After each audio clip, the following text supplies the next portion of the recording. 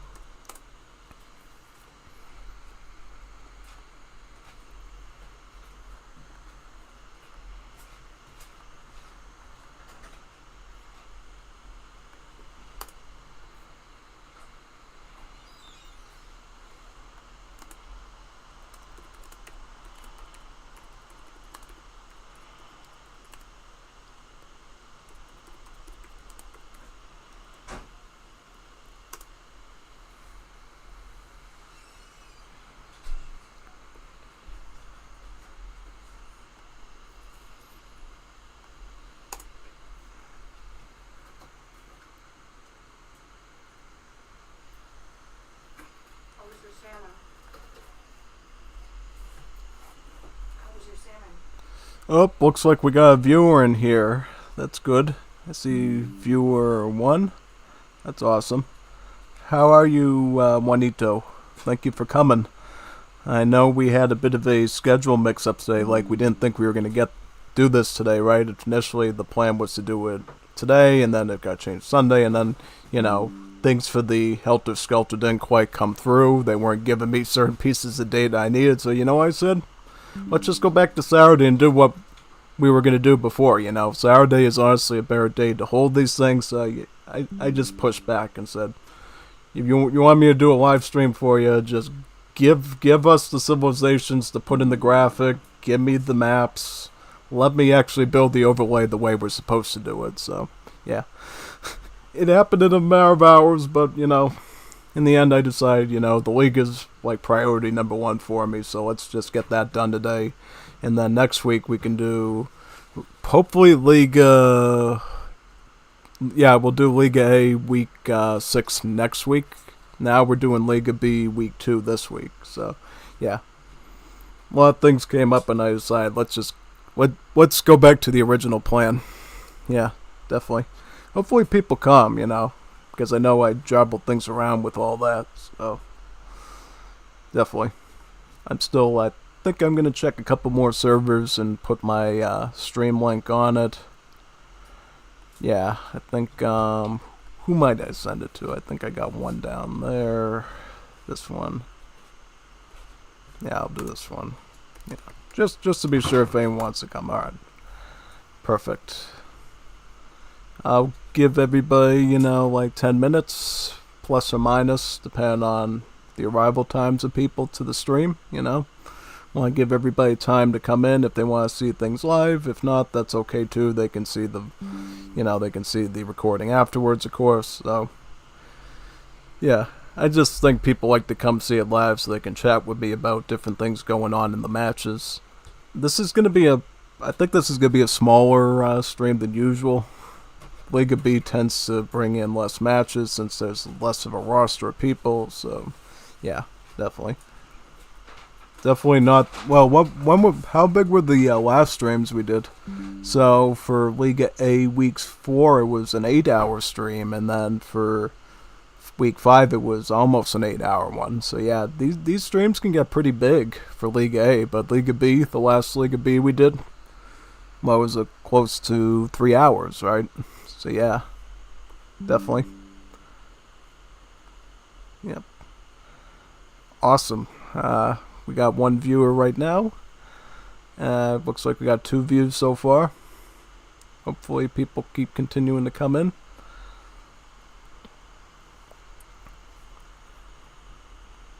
I made sure to put pings on the relevant servers too to make sure people knew about that. What I'm going to do right now is I'm gonna try to delete some old video files, I think, on my my video folder on my PC, so we can save a backup VOD of this stream in case I need it.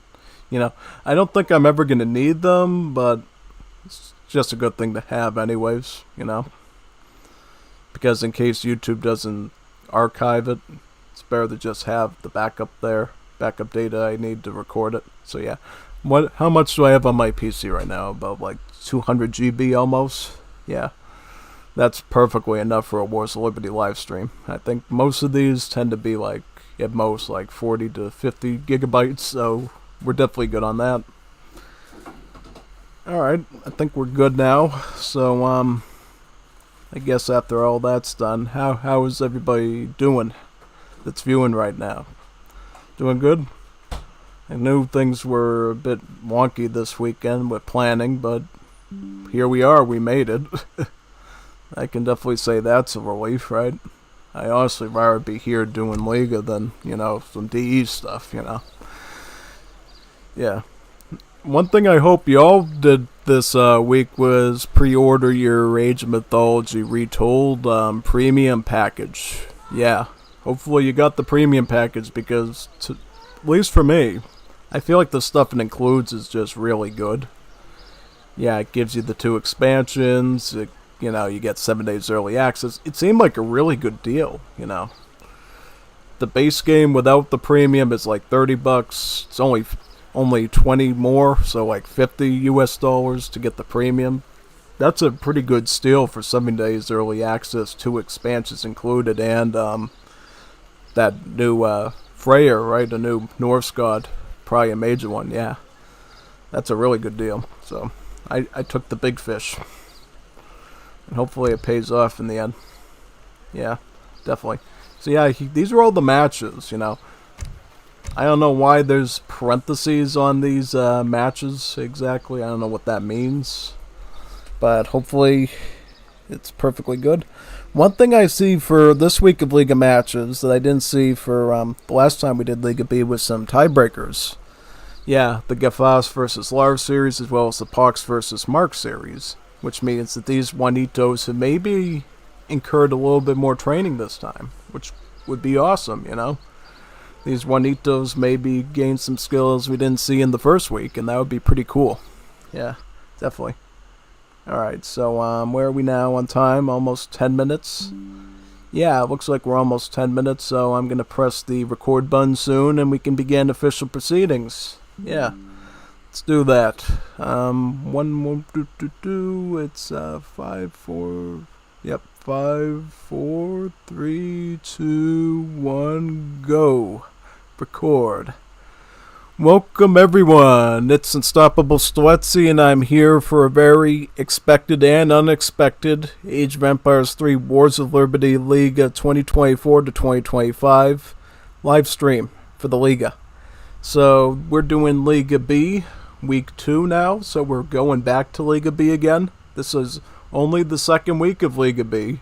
You know, we've done a lot of Liga A weeks. This is the first one of Liga B this is the second one of Liga B we're doing, so it's a bit of a rare event that we haven't covered a lot of.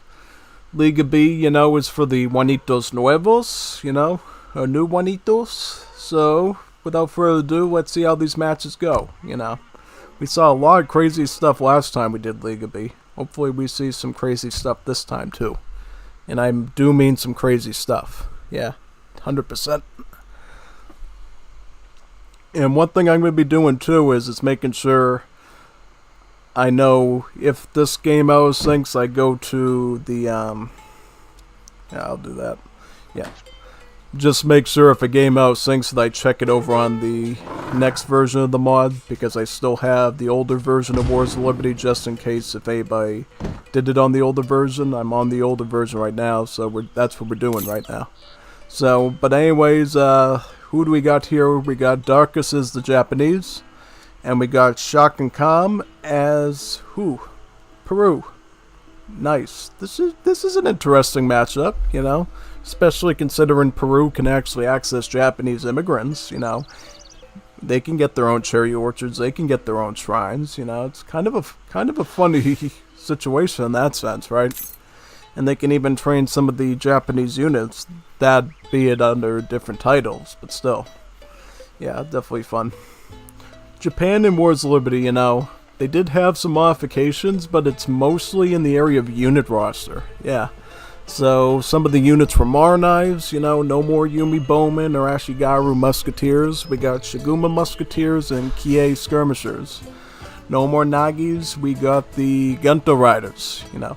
In general, they're pretty much statistically the same as their vanilla counterparts for the most part, but there are some differences. You know, for instance, the Kie is a bit different because it's a gunpowder unit, so forth. Yeah. And they also changed the Japanese isolationism as well, the units it provides, right? Because you can actually make Yakuza Japanese mobsters now instead of the shinobi. They have a Japanese samurai spy hunter unit that can detect and kill spies easily. You got a new replacement to the Yamabushi that uses a Naginata. Pretty cool stuff. Yeah, so I'm wondering how this is going to turn out, right? Japan being the very good defensive boomy civ that they are in vanilla, against a civ like the Peruvians down here who can, you know, they can do a variety of things, you know. In particular, Peru is pretty good with their combat, you know. Instead of going the more traditional route that other Juanito civs go with, the Peruvians have the Legion Peruana instead of, like, musketeers. Meaning they can do a lot of grenadier tactics using their Legion Peruanas, and then they can support that with Pardos for anti-cav, the Paneros is sort of an anti-dragoon unit, and then the Macheteros, of course, the assault unit. Yeah, Peru's a pretty diverse civ, I would say, out of all the Juanito civs. And let's just check out what deck Peru is doing so we can sort of gauge, like, what side are they going to go on in terms of strategy. So it looks like, from my understanding here, they are going with a mostly military, it seems like a very FF deck, yeah. A lot of FF potential here. Look at all these infinite shipments. Infinite Machetero, Infinite Panero, Peruana, Lancelo, Vivendela, Las Juanitas Peruanas. This is a very FF-centric deck. And there's also some H4 cards too. So, H4 with the Paneros, H4 with the Legion Peruanas. So, a total of actually 8 infinite shipments here. That is pretty insane, you know. And even all the Bernero and Machetero upgrades as well. There's a fort here. Now, this is a card you can actually use, I think, sometimes on this map, the Peru-Bolivian Confederation. It allows Colorados to be trained from light ships. Yeah. I believe you can use that on this map, but you obviously can't upgrade them beyond the veteran upgrade, which is, you know, it's kind of bad, but I wonder if if Chakam would actually try putting one of his Corvettes in this little pond here just to make some of the Colorados. That could be pretty interesting. Especially considering the Colorado doesn't necessarily have to be used for its combat. Its special mode involves it pulling out its drum and its, you know, little drumsticks and doing the marching tune, making everybody else move faster. So, if you're trying to do a lot of kiting stuff, maybe he just puts them in, you know, the drumming mode. Could be fun. Definitely could be fun. Yeah, definitely. And what about Japan? Going back to Japan, like, what are they doing? So they got Cherry Blossom Festival to help with the berry. Do they have the wagons for the cherry orchards? They don't. I'm kind of surprised that you have Cherry Blossom Festival, but you don't have some cherry orchard rickshaws in your home city. Kind of shocking. Yeah. But in general, we see the Torii Gates Wonder, which is telling us lots of aggression. And why do I say that? Because what the Torii Gate does, it gives you a better bounty for training units and buildings and killing units and buildings. You get much better experience rewards from that. So in general, the more units you train with Japan and the more you kill with those units, the more XP you get, which keeps feeding the monster, which leads to more shipments, which leads to more kills, which leads to more shipments. Yeah. And as you know, Japan can send some of their cards twice, like they can even send the samurai again. They can send these kie twice, these crates, these villagers. It's really a nasty strategy that Japan can do for a quick, aggressive play. Really is. And this should be an interesting matchup against a civ like Peru that can pull their own tricks up their sleeve with their grenadiers and so forth. One thing going in Peru's corner, though, is the fact that if their units, one of their units dies, the nearby military gains a quick speed boost that lets them run away from the battle and retreat. Yeah, like very quickly. Very quickly.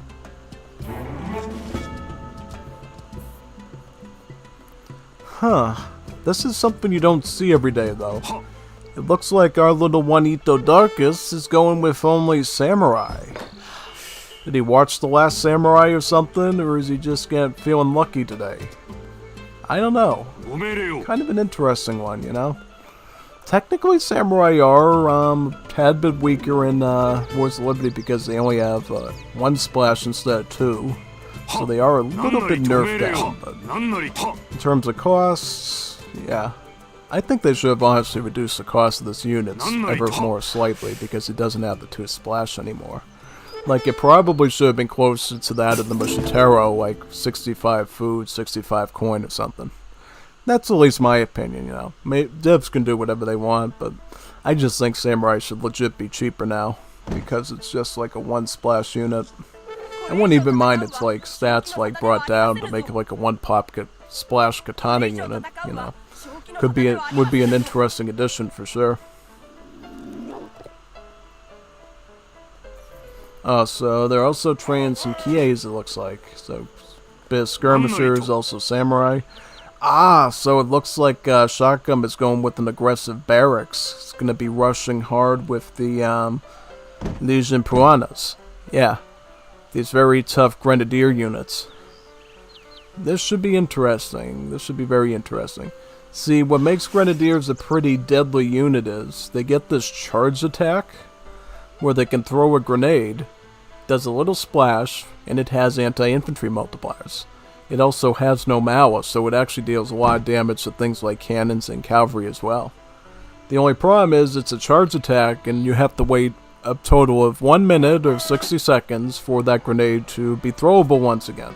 And seeing as looks like Peru was attacking a scout unit, it was attacking the Japanese monks over here. These Legion Piranhas have to wait for their grenade to recharge, which it looks like has already started to recharge. Alright, so their grenade is back. This is the grenade attack right here.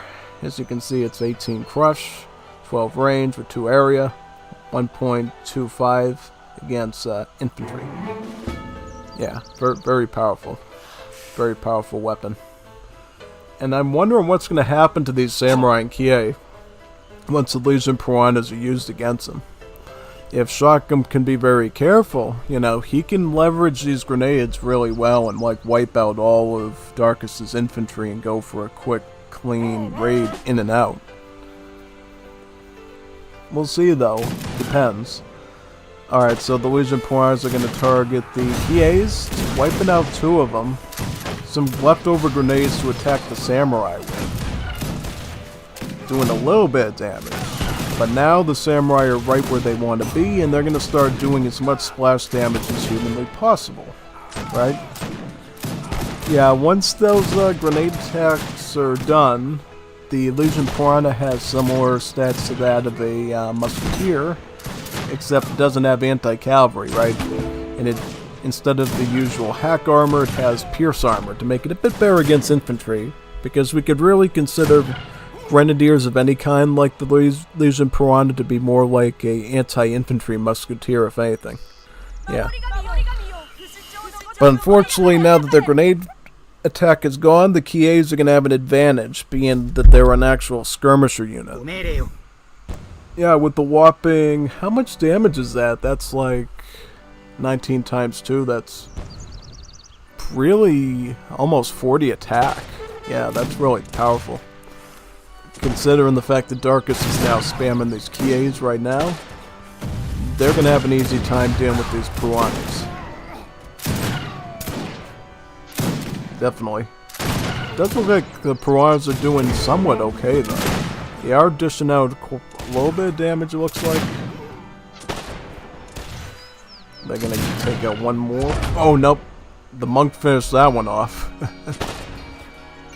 Yeah, unfortunate. Oh, and here comes the Genshui. Genshui, for those that played Legacy, is basically the same thing as the Daimyo. Same unit, you know, just looks a little bit differently. So it looks like Darkus has sent the Genshui Siago Takamori.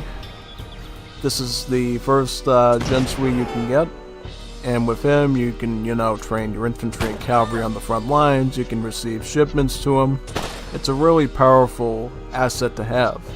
Just make sure you don't ship your crates to him, or you're gonna have a hard time gathering them, unless you happen to have any villages in the area. And where is the economy of Shokan at this? Shokan Kam is actually not doing bad economically right now. He's playing it a little bit more defensively now that his barracks is under fire at this point and is going to be burned down at any moment now. Shokan, I think, just wants to focus on protecting his home now, which might come to his advantage if he can do that. Yeah, definitely. We'll see, though. We'll see. He is shipping in some Lanceros, though. Yeah, and since he knows that his opponent is going full-on Kie, full skirmisher, that means that now Shokan can actually go hard counter with that using the Lanceros. Lanceros with their lance attacks do have multipliers against the skirmisher tag, which the Kies have, being skirmishers. Yeah, you can see it right here. So they end up doing 40 damage per hit against these Kies with that multiplier. It's really powerful. And I'm sure by the time these all get over there and the Gensui probably sits down on his horse to start training up some more Japanese units, you'll have enough Legion Piranhas on there to do a bit of an ambush on them. And that might work out really good to your advantage. Shokan is preparing to play defensively here with a second barracks. So if he needs to queue up 2 queues of these Piranhas, that can definitely be done. And what's this, by the way? Oh, so this is a 2-pronged attack. We got a barracks here to make military, and the Gensui is going to park out over here somewhere, I think. This could be problematic for Peru, because now they're going to have to worry about protecting multiple fronts. And it looks like some of the Kies were already down there, because we can see one Peruvian Cholo being wiped out. Very sad indeed. One thing you gotta keep in mind, though, is that these villagers can garrison inside of any building. Well, most buildings. They can garrison inside of houses, they can garrison inside the barracks, stable, foundry. That's one of the bonuses of the Peruvian civilization, is their villagers can garrison inside of any building, giving them the ability to escape as needed whenever trouble comes for them. Oh, that's unfortunate. Peru really wanted this trading post. Japan seems to have intercepted that. Is there enough grenadiers, though, to make a move on to these units? We'll have to wait and see.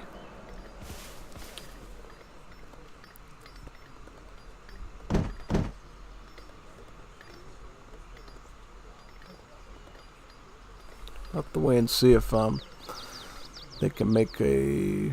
Well, I think at this point you're gonna have to be very careful, because now that you got the Gensui here making the Shiguma musketeer, the Lanceros have to maneuver a bit more carefully. They're gonna have to make sure they attack on this side. And I'm also gonna try to watch that Gensui a little bit now to see if he tries to queue up any other stuff. Yeah, because I think that's gonna make somewhat of a big difference here. Oh, see, yeah, you gotta take this Lancero, move him over here, man.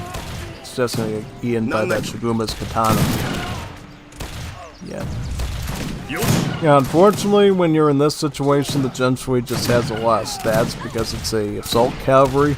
It has hand armor, so it's basically having a pretty easy time getting poked and prodded by these Grenadiers bayonets at this point, since they don't have any multiplier. Yeah. I would have just gone in and threw the grenades at that Gensui and just wiped him out. Because now he's going to make more units and, you know.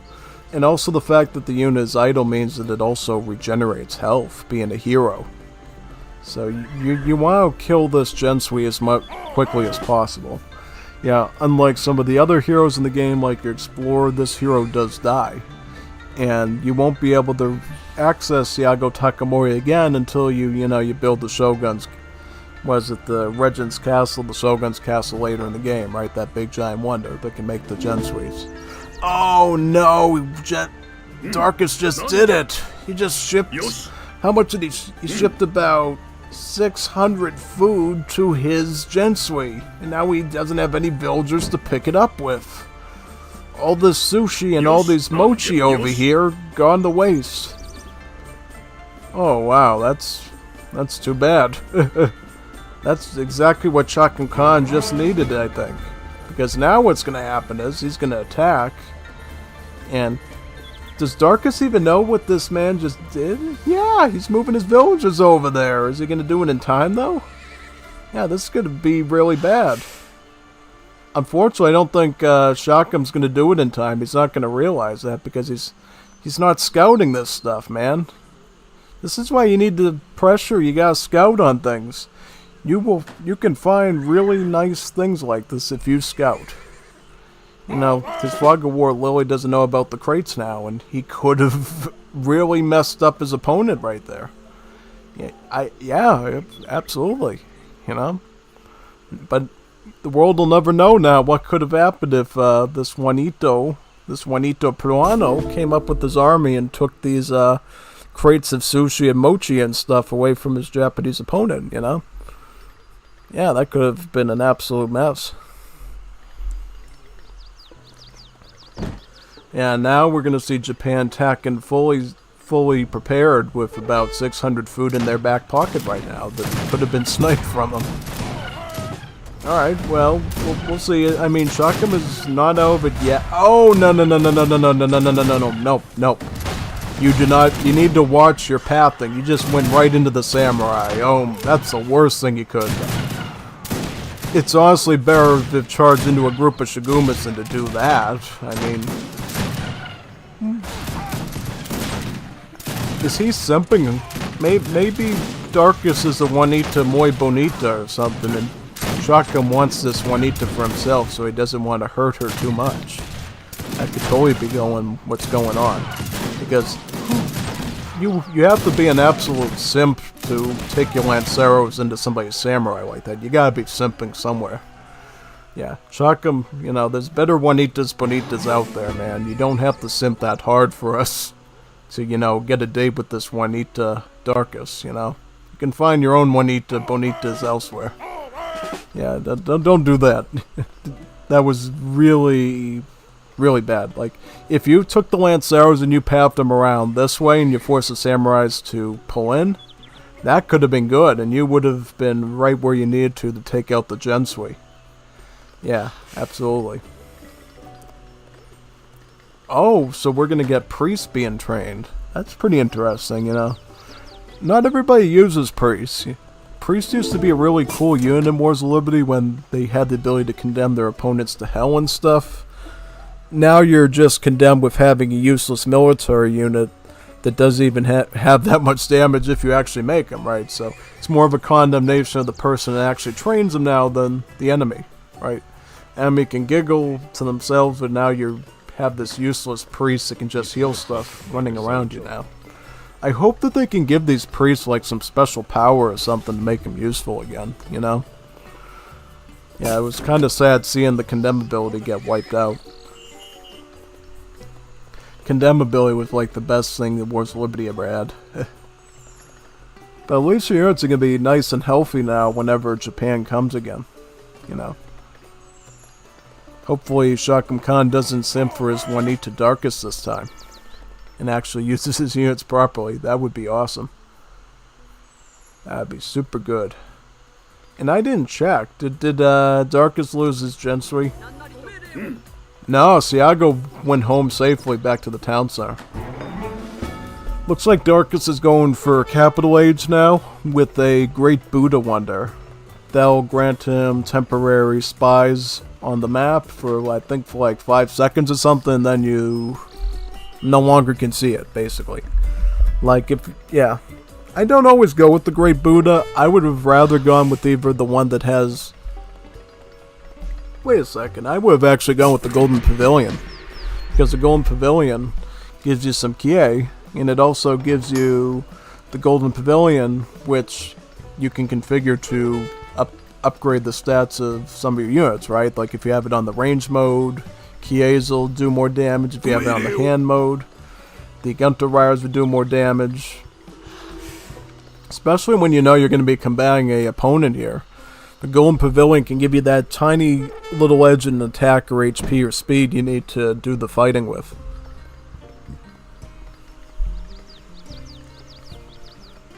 And what are they making now? Team 2 castle rickshaws. So they're going to be building some castles, it looks like. Not only are they the defensive structure, but they can also make artillery. So maybe some Kanao cannons from Japan. The replacement to the flaming arrow in Legacy.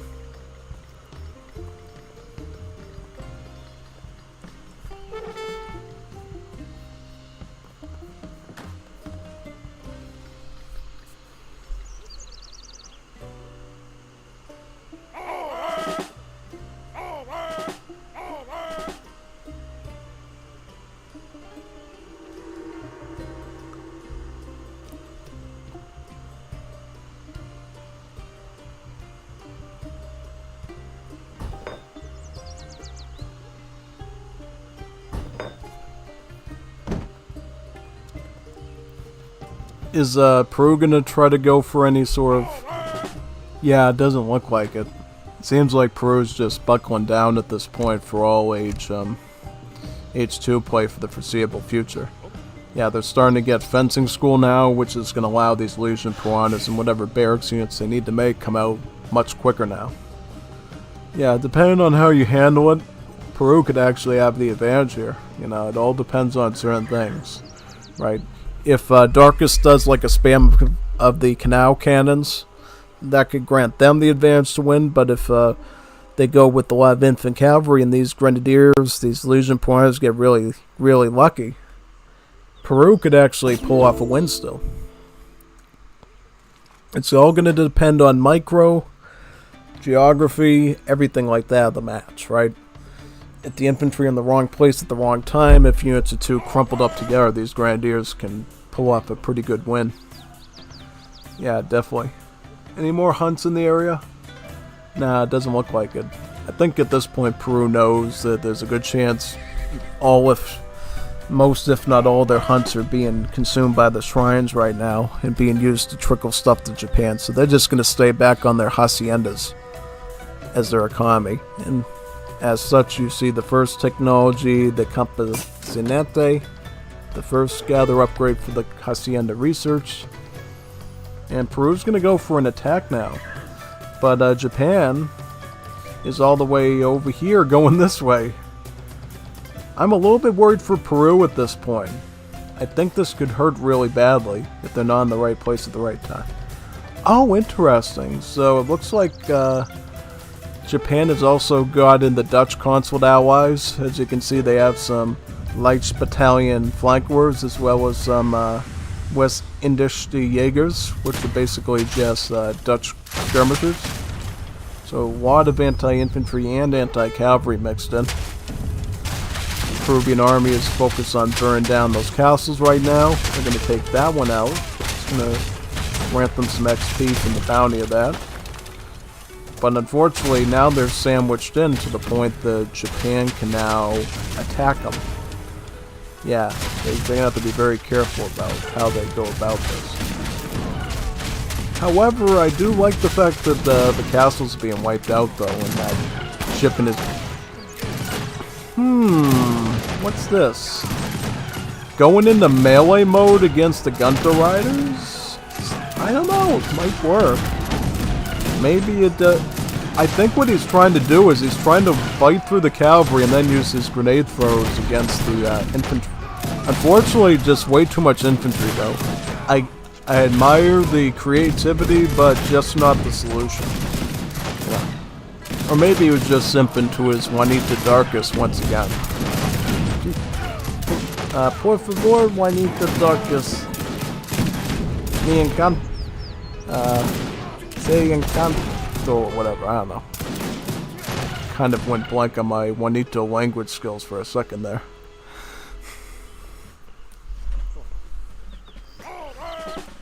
Yeah, I don't know. What's gonna happen now? Hypothetically, Peru could just mass up another army again and just clean this up. Are they gonna do that though? Huh. Yeah, just train your units. You know, you got fencing school. You could get like a big army by the time he gets there. Well, not really a big army, but you could get some stuff. You could get some stuff. And the fact that the cavalry's gone now means you could just eat through the infantry. No, I think you're a little bit too late. I wanted to have some optimism there for this Juanito, but just not enough time. Not enough time to do it.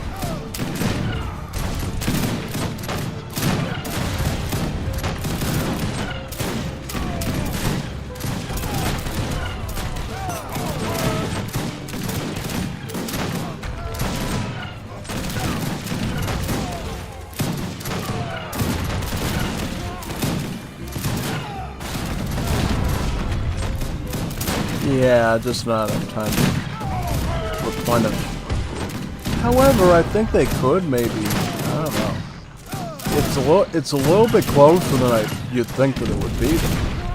You know, these infantry are being, they're being cleaned up. Yeah, the infantry are being cleaned up though a little bit by the pequenos. How much? Not sure. Yeah. Yeah, more Berneros. I don't know. It might be too late at this point. Yeah. I was kind of like 50-50. Like, I wondered if Shotgun could actually beat his attacking army and counterattack somehow. That would be kind of interesting. To me, I think it just came down to bad timing, honestly. You know, maybe feeling a little bit rushed as well. You know what I mean? Like he knew that Japan was going to get a more upgraded army really soon. They just wanted to push up, and they didn't look around enough and ended up getting sandwiched in there. Like a sushi roll. Yeah. Definitely. Good match, though, you know. That was a good one. Pretty impressed with it, actually, you know. The fact that Darkus made that blunder, sticking all of his Japanese Tokyo treats on the front lines and still managed to eat them up. That was pretty funny. Absolutely. What do you think? Do you like when funny stuff like that happens during the match?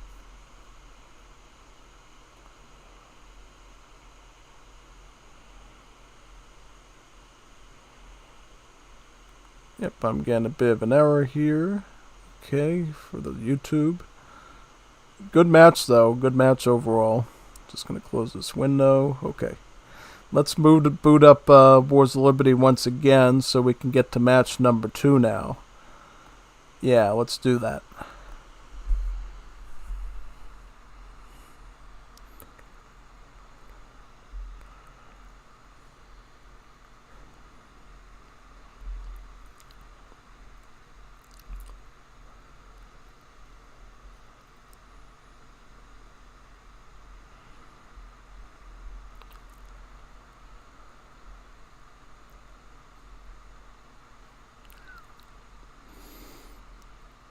Good game so far, you know. Hopefully we get matches like that today. Could be a pretty good stream to go forward. So here is match number 2 of Darkus vs. Shop'em Khan. I think this is going to be Hudson Bay, but could totally be the Malaysia map as well. Who knows? Who knows which one it's going to be? Alright, so it's going to be Darkus with the Koreans. I've actually faced Darkus as the Koreans in the previous Liga before, so this is not too much of a surprise. And then Shotgun is going as the Dutch.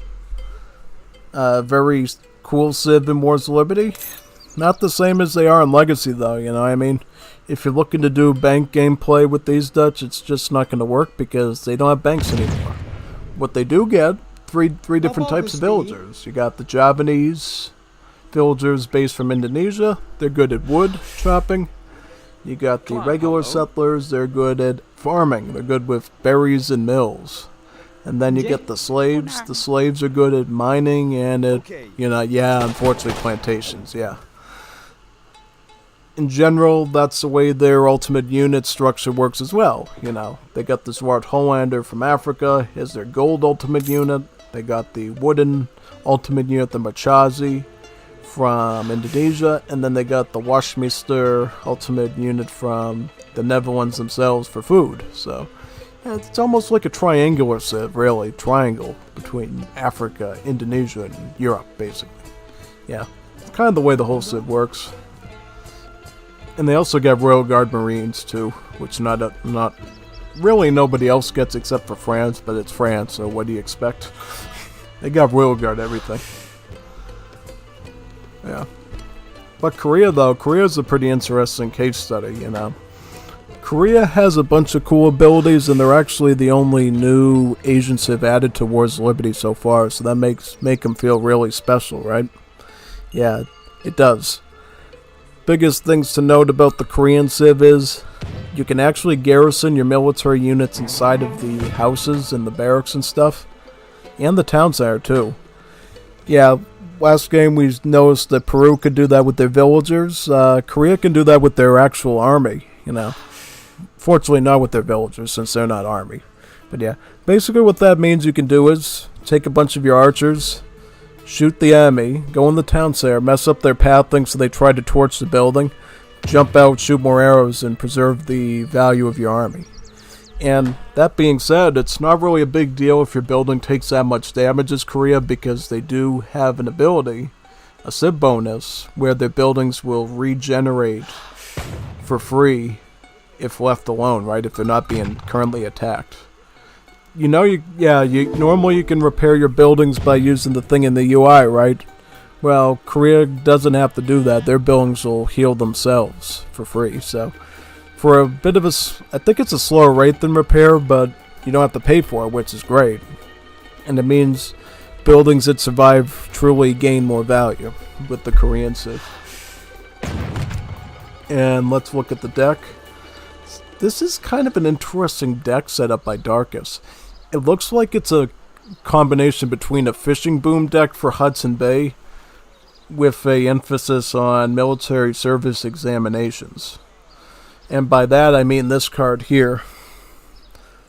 This is a pretty significant card since it increases the number of military units that military unit shipments include. I believe, for instance, the Myeonggyung shipment here would give you about 10 archers. I believe this would give you about 15 or 16 units.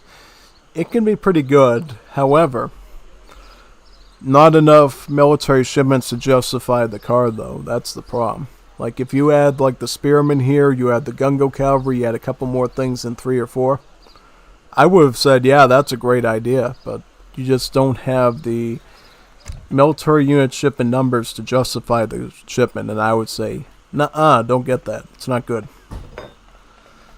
For defensive purposes, Darkus is getting the Hwaseong Fortress. Basically, it's a giant castle, Unlike the Agra Fort, which you know from India, this fort has some pretty castle-like qualities to it. It can train only artillery, so only the Korean artillery units. And it's also upgraded by the castle upgrades. So when you upgrade your castles to like Hill Castle and Mountain Castle, those are the upgrades that apply to this building. And as such, you can actually research those texts from this building as well instead of the castles if you want to. Kind of a cool fact, definitely. But yeah. Now we're starting to see this water card being sent. Korean Empire. Ships 2 dock rickshaws and docks regenerate much faster. Yeah, so basically if you're doing a fishing boom and an enemy attacks you and you can fight off their navy, the docks will actually heal up their HP a lot quicker than normal. So you don't have to actually use that repair function, which is really good. You can save on that wood.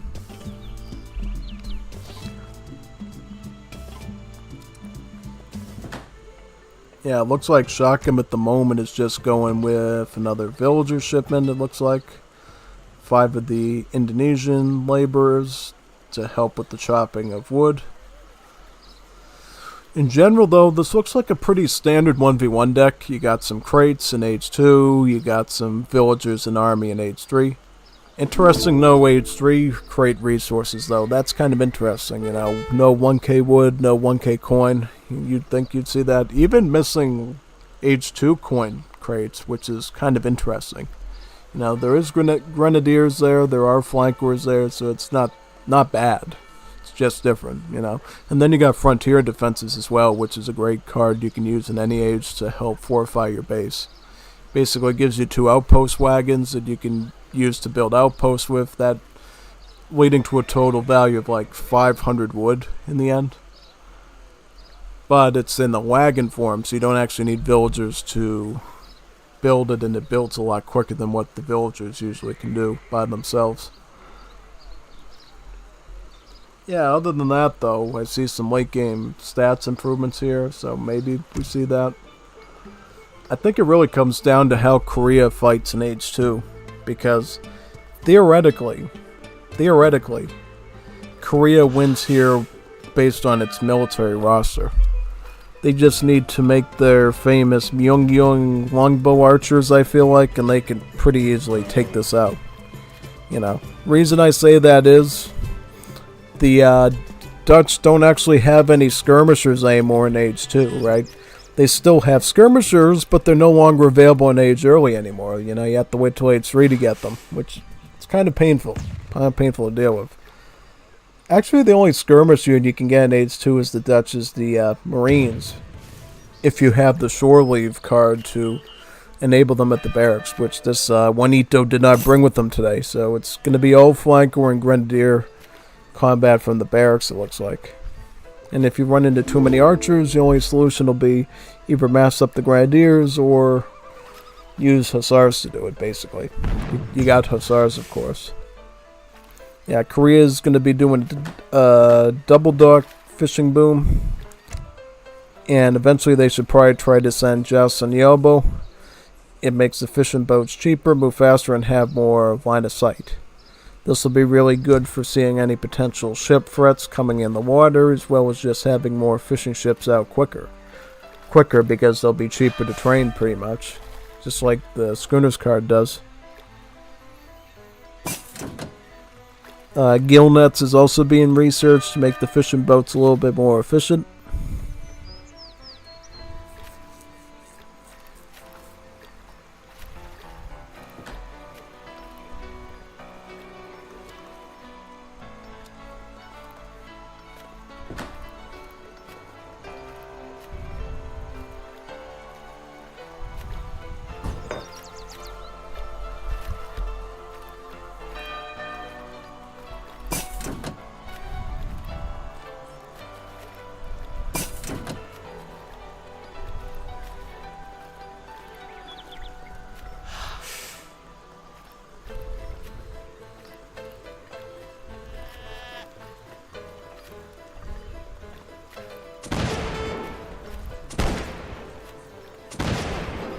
Ooh, nice tomahawk warrior, hod warrior attacking those villagers.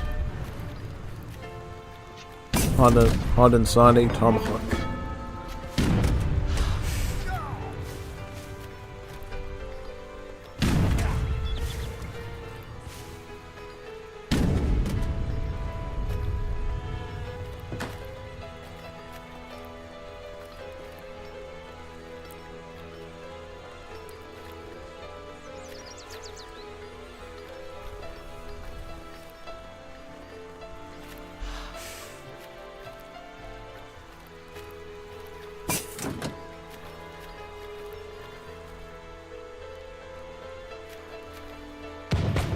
Yeah, I mean, at this point, I feel like Korea's just going to try to boom it out for the time being, and then they're going to likely do an attack, I believe, in the Capital Age, Age 3. That's what it's looking like to me at this point. You know, they put the blockhouse out with their export instead of going for army. You know, they totally could have gone Opal Shenets with archers to beat this out, I think, but they're just going to try to build up on that economic edge, basically. And looks like Dutch are already heading towards capital age right now, with which politician? The cornet. That'll give them some free hussars. Similar to the scout politician in the vanilla game. Yeah, you can use these hussars to do a bit of raiding, and hopefully they can do that, because I think in general, you're going to want to fight these Koreans soon. The only reason I would say maybe not attack is if you were going for the FI of Dutch. And the reason I say that is, it's common to go for FI as the Dutch so you can access the 3 ultimate units early.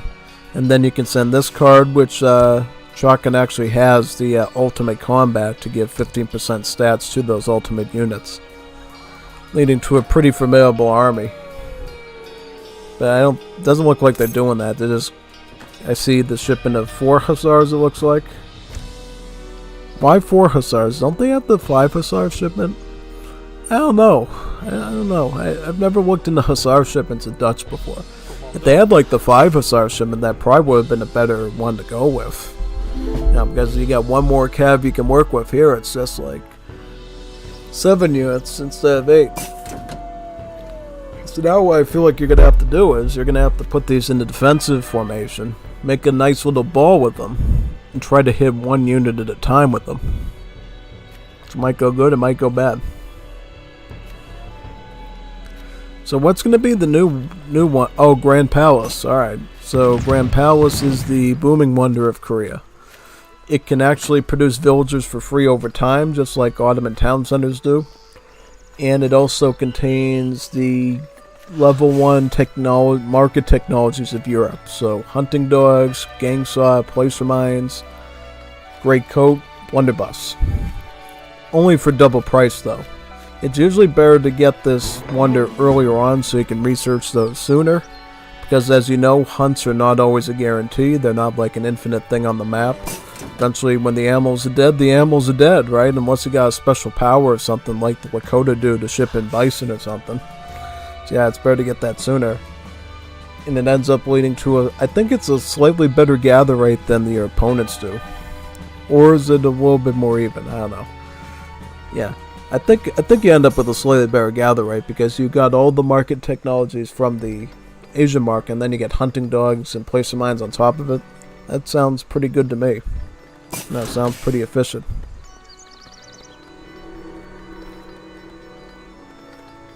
Oh, so now they're going to be shipping in some of the Byongyungs. What is they called? Byongiguns or something? I don't know. I call them Byongyungs usually because I don't want to go too deep into my Korean tongue, basically trying to explain what they are. Yeah. Basically, you could consider them like dragoons on foot. They do ranged multipliers against the assault tag, but not against the scout tag. So, actually, these are really bad against hussars. Like, they actually do nothing against hussars at all. Like, you literally should have just went with spearmen. Because I feel like what's going to happen is if the Dutch make a lot of veteran level hussars here, which they're not right now, they're just standard stats on the hussars, he could completely shred through these units, no problem. Now I think he's gonna know like what army he's got, right? And he can work with that now, right? He can get veteran hussar, he can get cavalry combat, he can get like really beefy stats on these hussars and just have an easy time with the Korean army right now. Because you need to stop this Korean threat before it gets too serious. Definitely. Yeah, try to make like a caravan, make an aviso in this dock and try to attack those fishing boats with the 2. Make a light ship. Do a little bit of aggression more. It's better than nothing. It really is. Really better than nothing.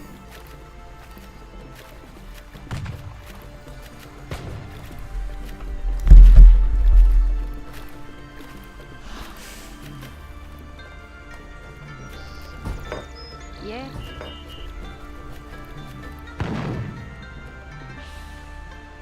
Any upgrades on any of this stuff? Well, Korea's actually almost ready for it. They are ready for industrial age if they want to go for it. As for the Dutch, though, unfortunately, no, because you don't have any coin shipments. Yeah, Like if they had 1k coin, that would have been great here. Because then they could have went to Industrial Age and got some of those nice guard upgraded ultimate units going right away. And that would have been a pretty formidable unit set to go with. Especially since they got so many anti-skirmish options, right? Defeating the Byung-Yungs and the archers would be pretty easy. Well, not necessarily. Well, actually, no, the Machazi would have a problem because they have the assault tag. And the Byung-Yungs would actually really rip through those. But the other one, the Washmeister, the other shock unit, which is a caveat, they would do a little bit better, right? They would eat through the archers pretty easily, and then they would kind of, I think they would struggle ever more slightly versus the Byung-Yungs, yeah. Because the Washmeisters are part of a special class of cavalry that counters other cavalry, but isn't considered maneuver because it uses melee instead of range. It's kind of complicated. The class originally originates with Argentina with the Infernale, or what used to be called the Montanera. And some other civs happen to have that type of a unit, like Dutch with their Washmeister. One of the African natives, the Bagarmi Shieldmate, has that type of stat set up as well. Even I think also the Great War Age cavalry that the nation state civs can make is also one of those too. That's like super late game in Age 6. Falconets, pretty good. Hopefully they don't make the Chongtongs though. That would hurt. So are we going to see Chongtongs or what? Well, now Korea's actually doing some water aggression. We see some production of the Hyo-Pyeongs. These are the Korean light ships. And they get faster the more military buildings your enemy has built. Yeah, that's something that the Korean Navy does that other navies don't do, is their boats actually get stronger in some quality depending on how many military buildings the enemy has. So barracks, stables, foundries, the more they got, the stronger the Korean boats will actually become. At least that's what the description says for them.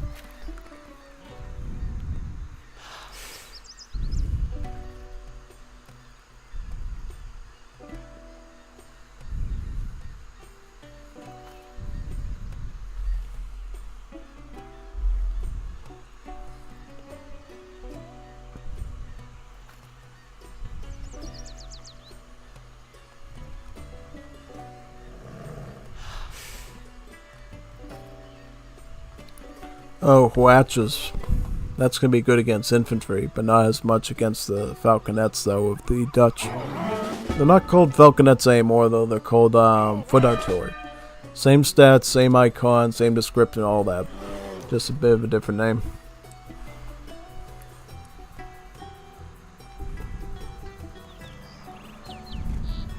Yeah? 네.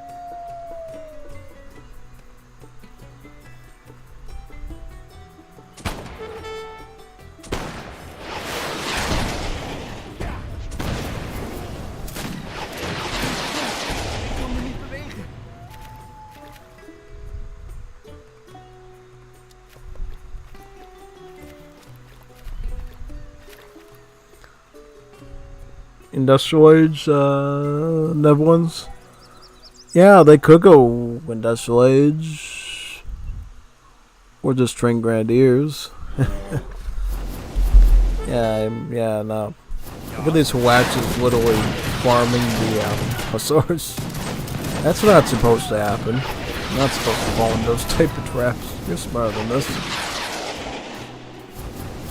Yeah, the Righteous Fighters, though, these can be a pretty annoying unit to deal with. These Righteous Fighters are considered scout cavalry, so the same type of cavalry as the Hussar, actually. Just a one-pot variant. There's a wonder they can actually produce some of these for you on a spawn the map, but those ones die within a matter of seconds. These ones, though, that you get from the home city don't have to suffer from that. They actually, can be useful, stats-wise, and be healed and stuff.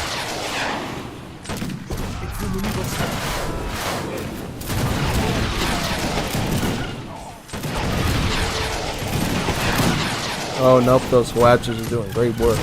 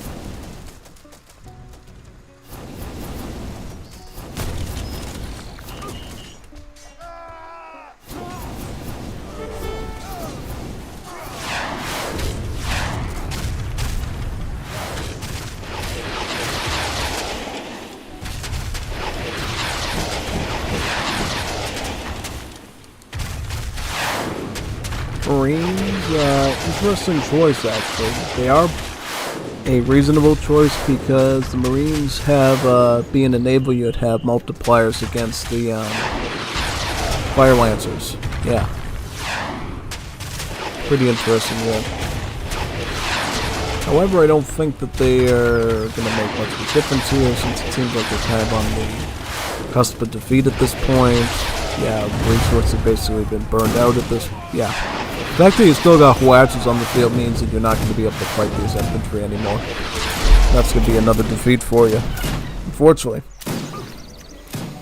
Like, if you got those Marines earlier and you put them, like, on the front lines, you could have wiped through the Fire Lancers and then used them to attack the Huachas, since Marines also have multipliers against artillery, too. Just the wrong units at the wrong time can lead to a lot of problems. Hopefully, Shotgun has learned that this cycle this week, that timing matters, scouting matters, and also unit choice matters at the right time.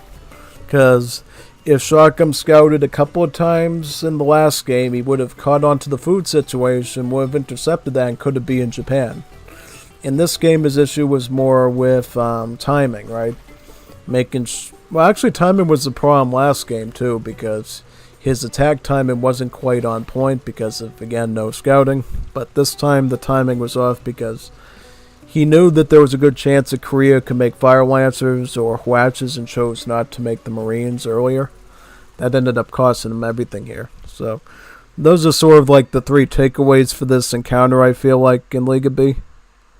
Next time, hopefully, Shotgun, you make sure that you check the map a little bit quicker. You never know when your opponent is going to blunder, when they're going to blunder hard, right?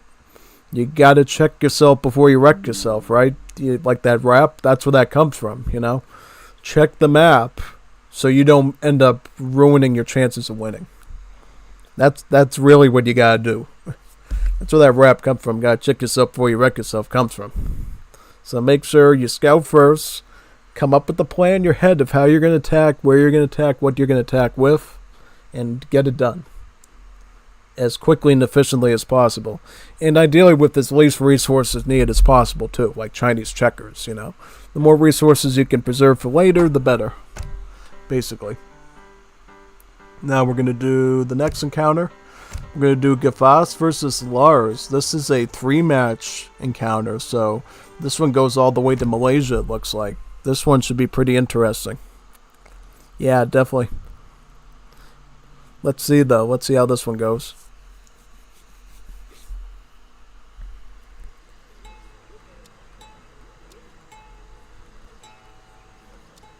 Alright, so it's going to be Portuguese versus the British. No new Wars of Liberty civilizations in this one. All vanilla civs. Well, British don't feel like a vanilla Civ, though. They feel quite the opposite from that. But Portuguese, yeah, they're pretty much the same Civ as they were in Legacy. I mean, there's been a couple of swaps in unit roster here and there, and a couple of new cards when it comes to mercenary options. But, yeah, generally speaking, functionally the same. Yeah, pretty much. They got the free covered wagon with each age up, all that. So, yeah, that way you play them the same way. As for the British, though, British are a very, very different civilization. As you can see, they don't get manor houses anymore, so no more free villagers, right? That went to Germany. What the British do is they marry lots of people, get divorced, and marry some more people, you know? Just like your average American, right? You don't stay in a marriage for 50 years, you just marry a person every 5 years, and by the time you get old and die, you have like 10 wives and 10 husbands. Yeah. Took one right out of the American playbook with the British. So basically how the British work is, for each age up instead of a politician, you get a marriage, right? You can marry somebody from France, someone from Germany, someone from Sweden. Eventually in age 5 you can marry people from the Anglosphere, so either the Americans, Canadians, South Africans, or Indians. Yeah, you marry a lot of people in this game. Just, you're very promiscuous in Wars of Liberty. You're very promiscuous as the British. And what you get other than STDs from marrying these other politicians is you get a new Civ bonus, right? So if you marry the French, your villagers will gather faster, but they will become more expensive. If you marry the Russians, your redcoats will be able to have the same ability as the Russians' home city, letting them be able to construct forts, which I actually came up with the idea of before, back when that was being designed. Like, the original effect of the Russians was kind of weak and kind of nerfed, and I said, you know what would be cool? What if these redcoats could actually construct forts like they do for the Russian Civ? Wouldn't that make them much more functional? And Maston said, oh yeah, that's a good idea. That's a good one. I like it. And we ended up using it. It was a good one, you know. That's back when I was a playtester for one of the older Wars of Liberty versions, before the Great War patch, yeah. Very lucky I came up with that idea, though. Definitely. But you kind of get the point, though. These politicians grant you one specific property of their native country that they add to your Civ. Or the reward is something related to it, right? Because sometimes it's not like a bonus, sometimes it's just like, oh, here I'm Spain, here's a free shipment for you because we love our shipments in España. Or here is a fort wagon and some commandos because I'm South Africa and that's what South Africa does, even though South Africa isn't a Civ in the mod yet, so who knows what they're going to be known for, who knows, yeah, basically that. Let's check the deck out in my home state, shall we? Yep, that TC's... Oh yeah, my town center's... That's where I live, yeah. Bet you didn't know that, I just doxed myself. Uh-oh. Whatever. But, this is one thing you're going to notice with British decks, though. British do not have villager cards, right? They got, the Colbertism followed by distributivism and capitalism. So they got the food trickle, the wood trickle, and the coin trickle. These are the only sort of like early game eco boosts you get in terms of stuff. No villagers, so you might seem a bit slow at the start, but definitely towards the late game it's probably a lot better than having villagers because, well, trickles can be added on top of your normal population, right? So it ends up working out in the end. Other than that, though, we see infinite Scots Greys in age 3. We see infinite Congreve Rockets in age 4. We do have some mercenaries here. We got the Suerolotes as well as the Maxim guns in age 4. These are a machine gun, same as a Goblin gun, but stronger. Age 3 factory, since British can get a factory an age earlier. Yep, 100%. Yeah. And for the Portuguese deck actually looks like a pretty normal Portuguese 1v1 deck. Lots of economic shipments, some unit shipments here and there, crates. Yeah, definitely looks pretty... Not bad one, actually. You know, this is Liga B, and people aren't necessarily the brightest bulbs on the Christmas tree, but, this is actually a good deck by Lars. I'm really impressed with this one. Has all the necessary pieces that I would include, plus some personal preferences like range finding for the mortars and stuff. I wouldn't get this either, but some people in Liga A use this, so I mean, it's whatever you prefer. Yeah, Lars I think has the better deck, I would say. Because I feel like with the Gafas deck, it's just missing a couple of things here. You're missing the Household Blue Infinite Shipping in Age 3, which would be good, the one in Age 4. Why do you... Well, I understand this. It's 3 rockets each, and this and then that. Okay, so that one makes sense. This, though, Advanced Plantation. Why are you getting this? Yeah, to me, any of these advanced cards are like an utter waste of resources. You know, they're a waste of a shipment. Like, I'm going to really pay an entire shipment just to make my plantations cost, like, how much cheaper? Like, 25% cheaper? Or is it 50%? How much cheaper does it make them? It makes them cheaper by 30 or 31%. So, how much is that in real world monetary? Like 450 wood? Yeah, that's a total waste, because how much does that end up adding up to over the course of the game? If you only get 4 plantations, it's like, well, it's like 600 wood. So, if anything, it's like a mediocre Home City Shipment in H2. To me, that's just not good. You know, I'd rather spend my stuff elsewhere.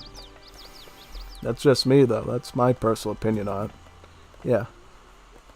So, here are the line infantry.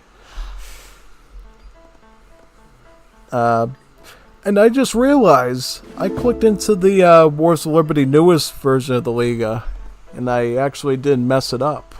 That's kind of cool. Like, yeah. Hopefully I did it right. You know, I just realized that. Like, maybe these guys did it in the old version. I just clicked in the wrong... We'll see, though. I don't know. We'll see. If we can get this one to work, maybe we can keep going with this, yeah.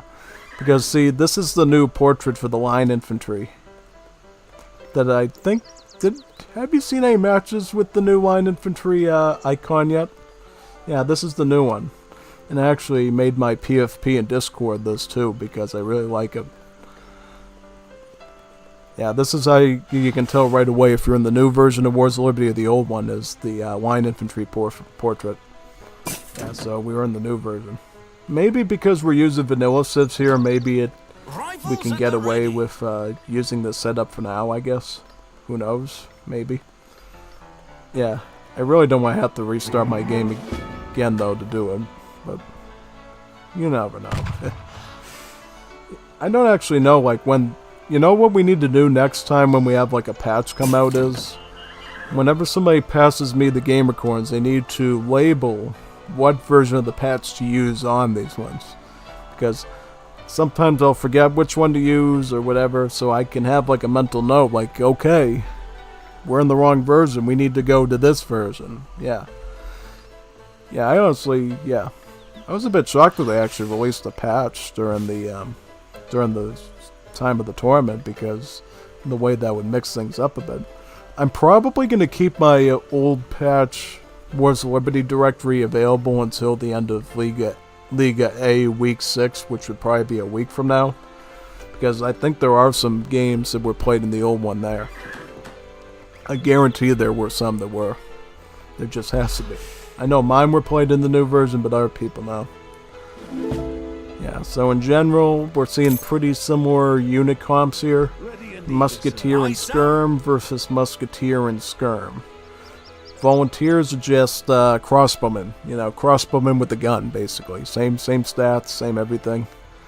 Green Jackets, though, they're a bit different. They're actually fully fledged skirmishers, but they have their multipliers flipped around. So they only do 0.5 against the heavy infantry, additional against the heavy infantry, but they do 2x against the maneuver units, so the dragoons, that thing.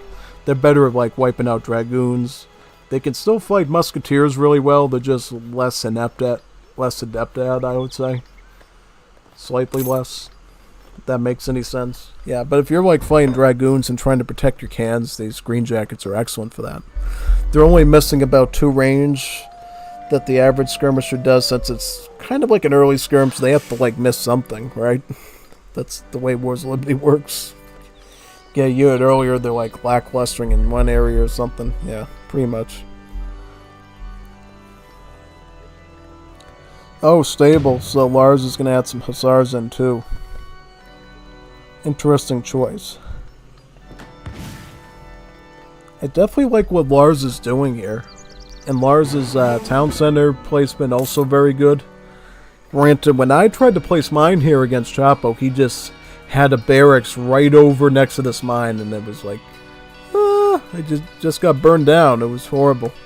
It was like a total nightmare. Yeah, total nightmare. 100%. Yeah, 100%.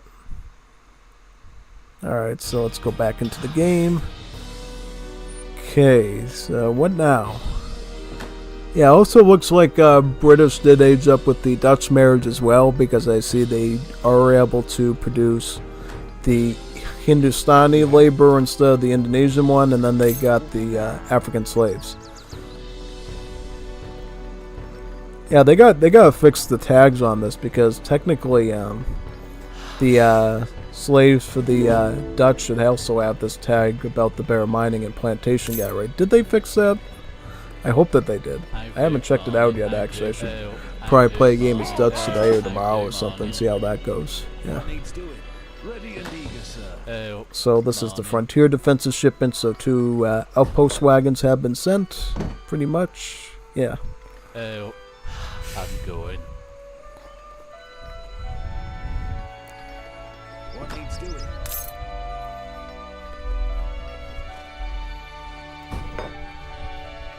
Aye, sir. Aye, sir. I honestly think, though, that Portugal's playing like the very long game, I would say. Because Portugal, in this case, is taking advantage of their villager queues really well right now. Like, they're keeping this town center working while this one is doing capital age research. Against some Hussars, they're starting to get some defense on the settlers, too, with the gray coats, so they're going to be less raidable. Also, we'll have to see where covered wagon number 3 goes, right? Well, town center number 3 would be technically covered wagon number 2, but you get what I mean, basically. They should probably put it like somewhere over here. You know, move it up this way. Like, get into your enemy's face almost, right? You got the army to protect it. Right, you got enough line infantry, you got some volunteers, you got some hussars here, so you definitely got some tools to use, for sure.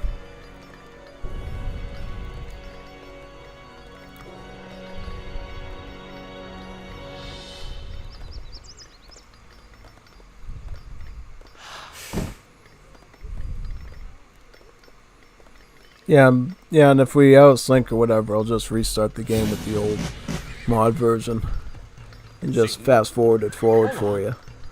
I'm not going to go through the whole thing all over again. Don't worry about that. Definitely not. So yeah, where's this covered wagon going to go? Is it going to go up here, or is it going to stay down here and move more to the left? Oh yeah, it's going to move next to that mine. So yeah, it's taking a bottom of the map approach to this. Yeah. Oh yeah, Portugal in Wars of Liberty doesn't have organ guns anymore. They actually use just regular falconets. Pretty cool, right? Yeah. I mean, it does mean that the shipment is substantially, looks like less, because it's like 1 can instead of 3, but overall I would say foot artillery / falconets do a lot better than organ guns. You know, they're much more efficient unit. Oh, yeah, so, okay. Yeah, let me just restart this quickly and fast forward it. Sorry about doing the wrong desktop shortcut there. Fix it super duper quickly. We're blowing up right now. Yeah, I'll just fast forward it to that point. Because if it out of syncs on the old version of the mod, we know for sure that something is up. Yeah. Yeah, let's do that. Let's do that right now. This one, yep.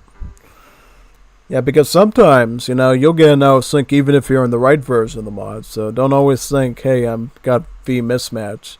sometimes there's a legit corruption problem in the file, which can cause problems. So, yeah, we're just going to fast forward that, and we can chat in the meantime. Just wait for it to get to that level. You know, sorry for the slight inconvenience, but we're fast forwarding back into it right now. Yeah, so back to, Age of Mythology talk. Did anybody that came in and still viewing this get the Age of Mythology Retold premium pack yet? I know that was a big announcement this week, and I was basically checking YouTube constantly for new updates on that game. There's even people that think Age of Mythology Retold is actually going to destroy AoE 4. Like, everybody's just going to would rather play like a new AOM than the AoE 4 game, because Age of Mythology has that much more of a presence, I think, in people's minds. People have fond memories and nostalgia of it growing up, and they much rather play AOM than AoE 4, which just feels like a rebranded AoE 2 with some new fancy buildings and stuff, right? Yeah.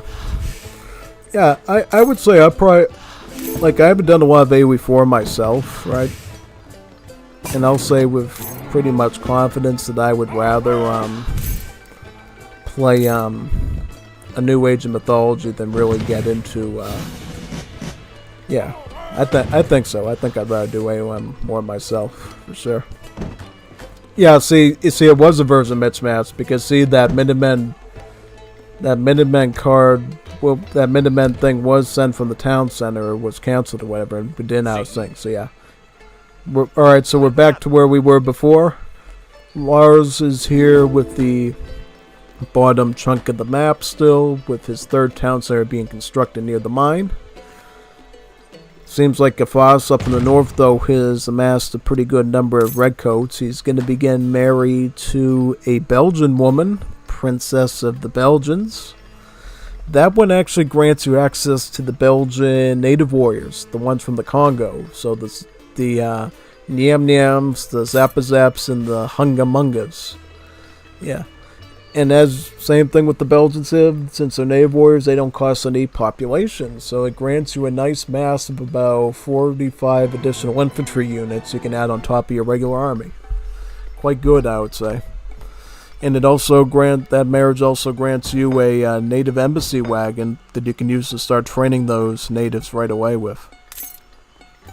So here comes the Soyalotes. And then the two Falconet shipment that the British have always had will be coming next. I wonder if we're going to get any native training from this embassy, though. Any Nyam Nyams or anything. Could be interesting.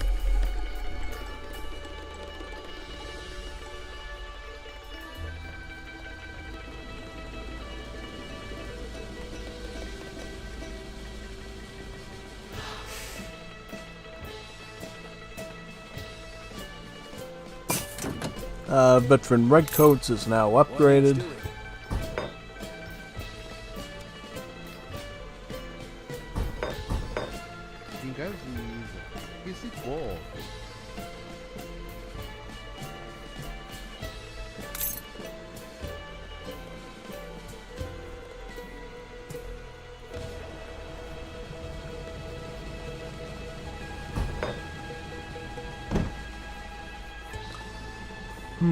Interesting. So basically the Soyalotes are almost like a dragoon unit, really, like a dragoon mercenary. See, they got multipliers against the shock units and the artillery units. And they actually have a skirmish tag instead of a maneuver tag, which is kind of interesting, right? So it's really hard to counter them at range and in melee. Well, yeah, because they're strong multipliers in general.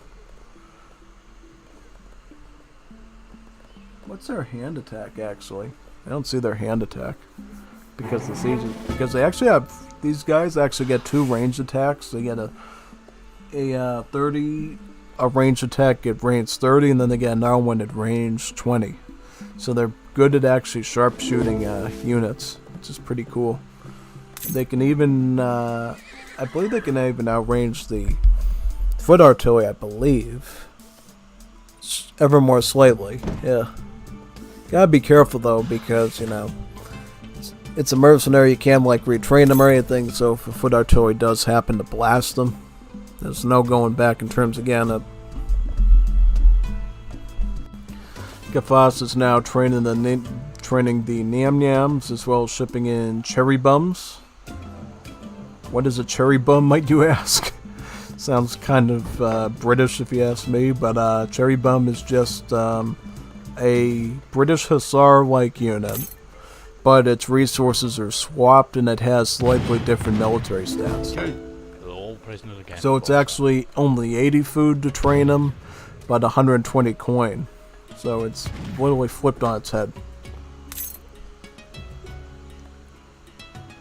Are these going to be upgraded at all, or like what's happening? Hungamungas, these are the Hungamungas, throwing their knives. They're in another anti-cav unit, just like the Nam Nam Spearmen are.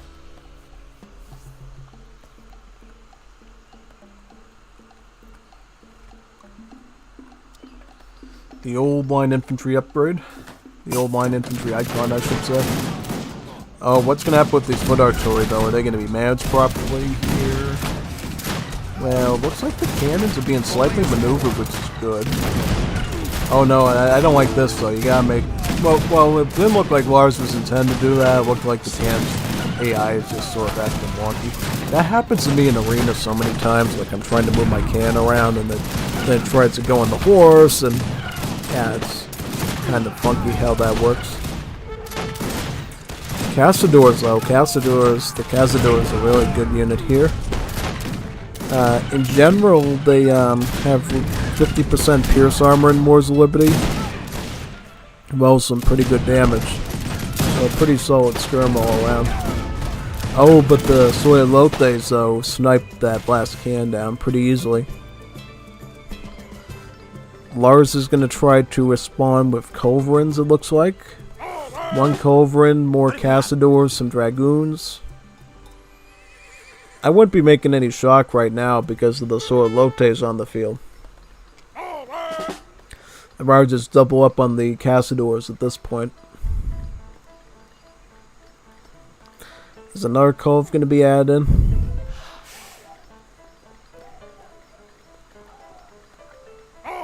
One Cove. That's alright. I mean, how much do you need to really...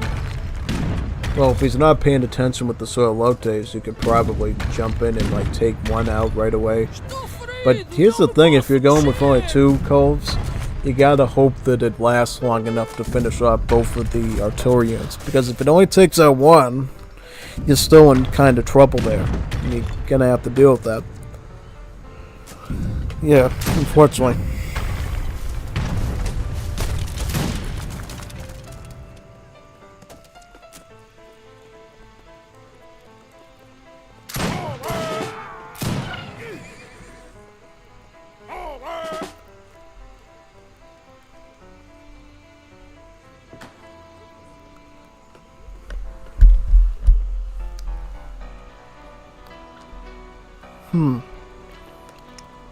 I don't know about this. I don't know about that Culverin positioning. I feel like those Soyalotes are just going to snipe that Cove down.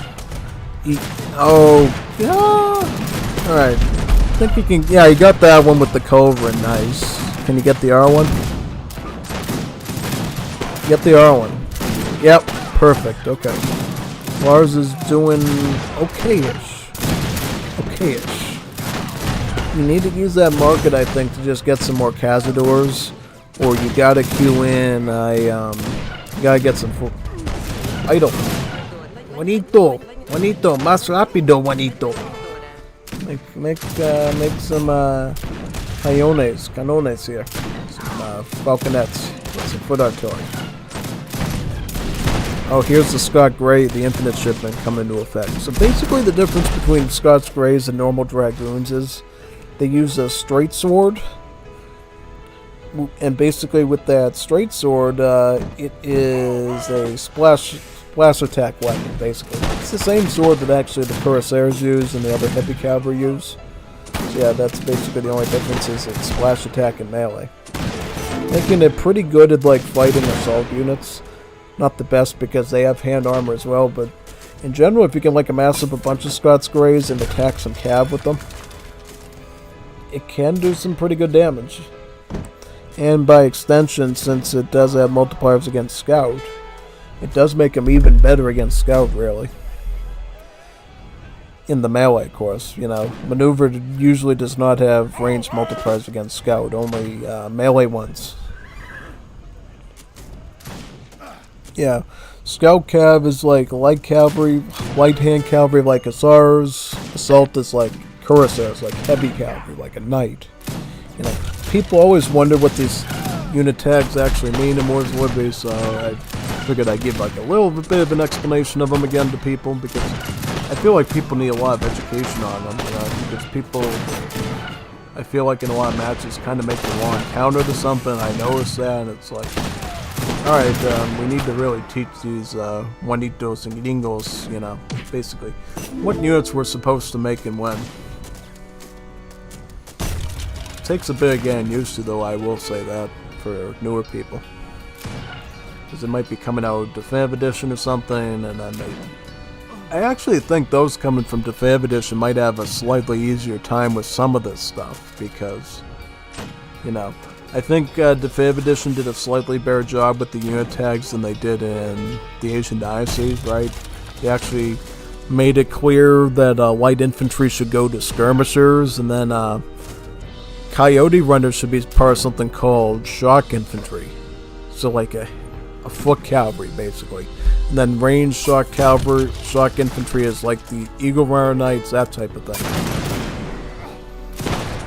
So yeah, I think they definitely did a better job with the unit tags in Definitive Edition, without necessarily going as hardcore as Wars of Liberty did with their ideas. Pretty much.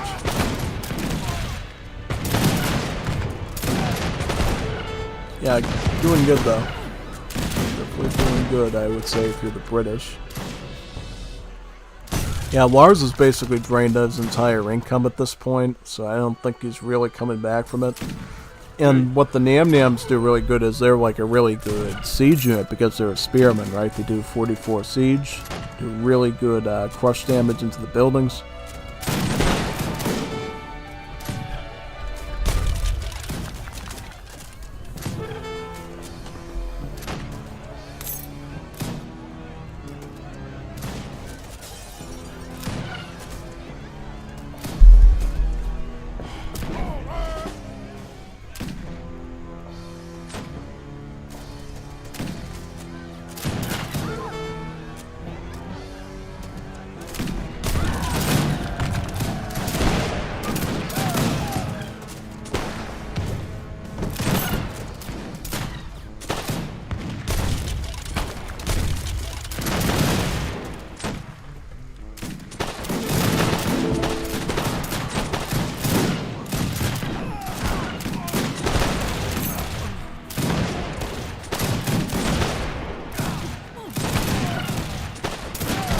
The fact that the Solotes are still in the field, like 5 of them. So how many you get the shipment?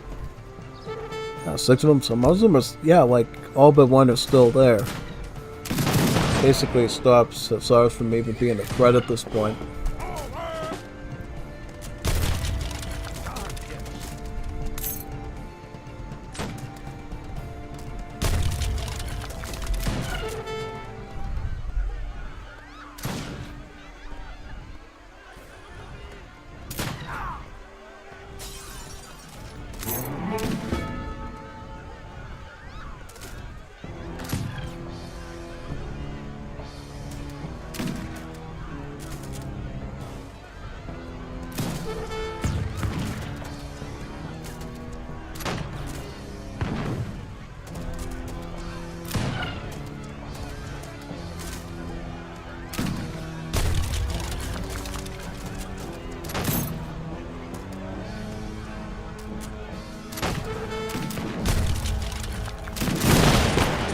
Yeah, that should be the end of the Portuguese for now.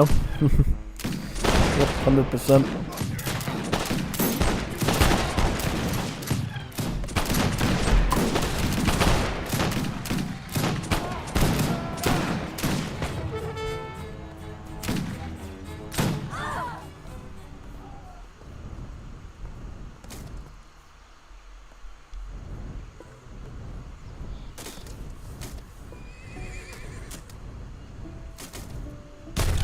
Looks like Lars is gonna have to come up with a pretty good revenge strategy for match 2 in Hudson Bay if he wants to draw this out into a tiebreaker, though. Definitely.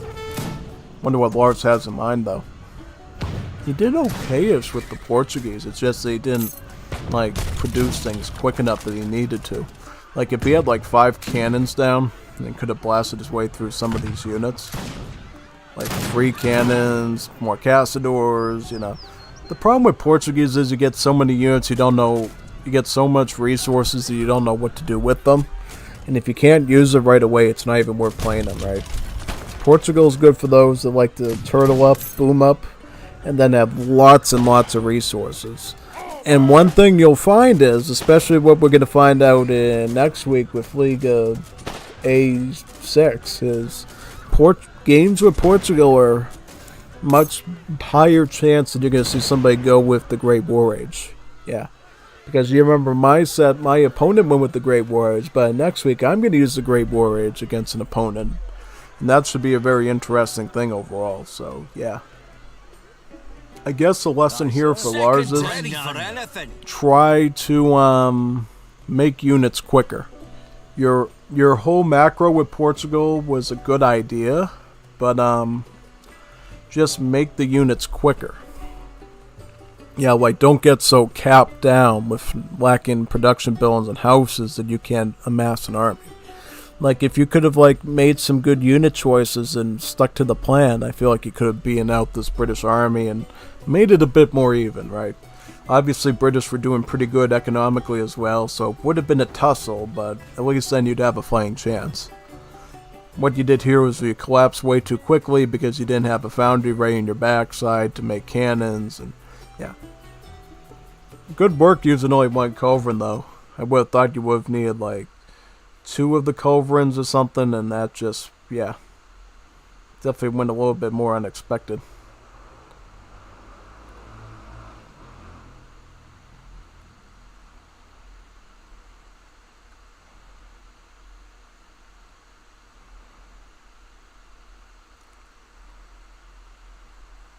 Alright, so now we're going on to game number 2 of Gafas versus Lars. Let me boot this version up, the old version of the mod, so we don't run into another out of sync again. Definitely like talking about Age of Mythology though. But there's better time and place for that, not when you're trying to rewind your game. Alright, so this is Gafas versus Lars, match number 2 now.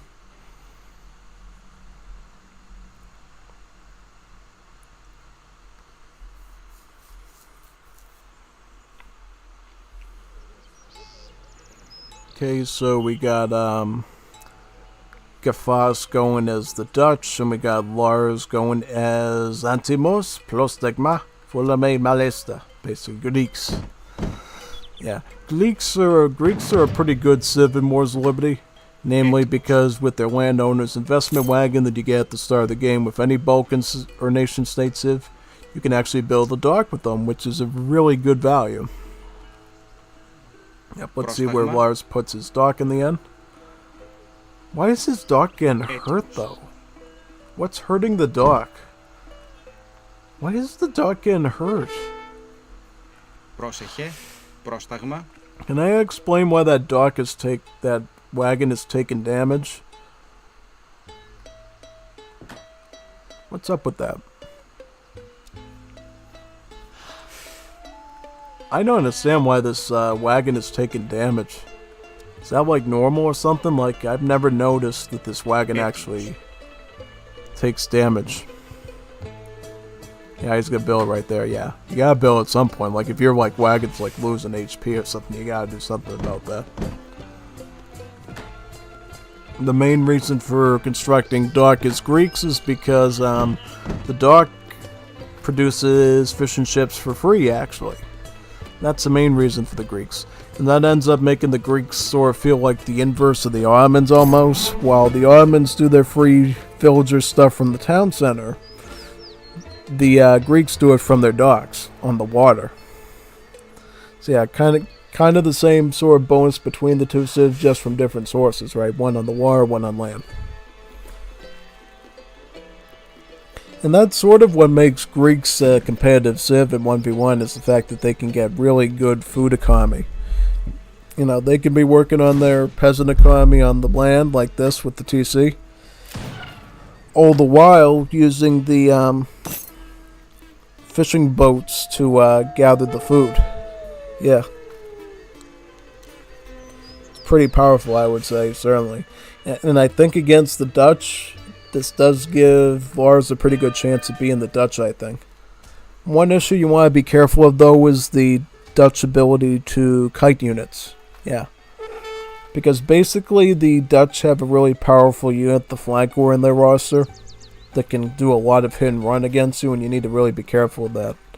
In fact, I'm going to look at the Dutch deck right now and sort of see if that's the route they're going down.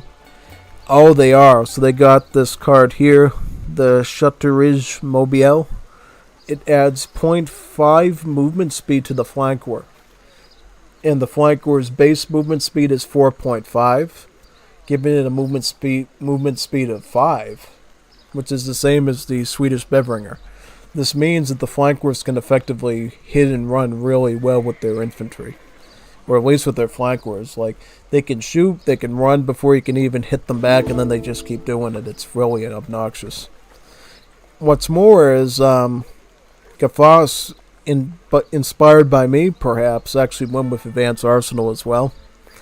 This of course, has the Drummer's technology that adds even more movement speed to the flanker and your other infantry. So the flanker actually becomes, equally as speedy as the Bevringer does, thus making it a pretty obnoxious unit to deal with overall.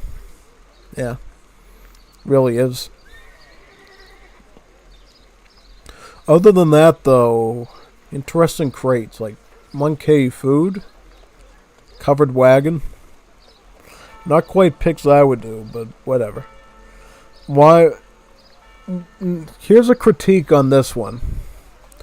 Why did you get Textile Mill but not Royal Mint? You should have gone Royal Mint instead, because Royal Mint has the advantage of also affecting mines, foxes, fennec foxes, all the other resource types on the map, basically. Textile Mill only helps with the late game coin buildings like the plantation, the rice paddy. If you've still got mines you can use, right? Why not get Royal Mint to also help with that, right? Because Textile Mill is more specialized than Royal Mint, which affects just about everything. Yeah, pretty much.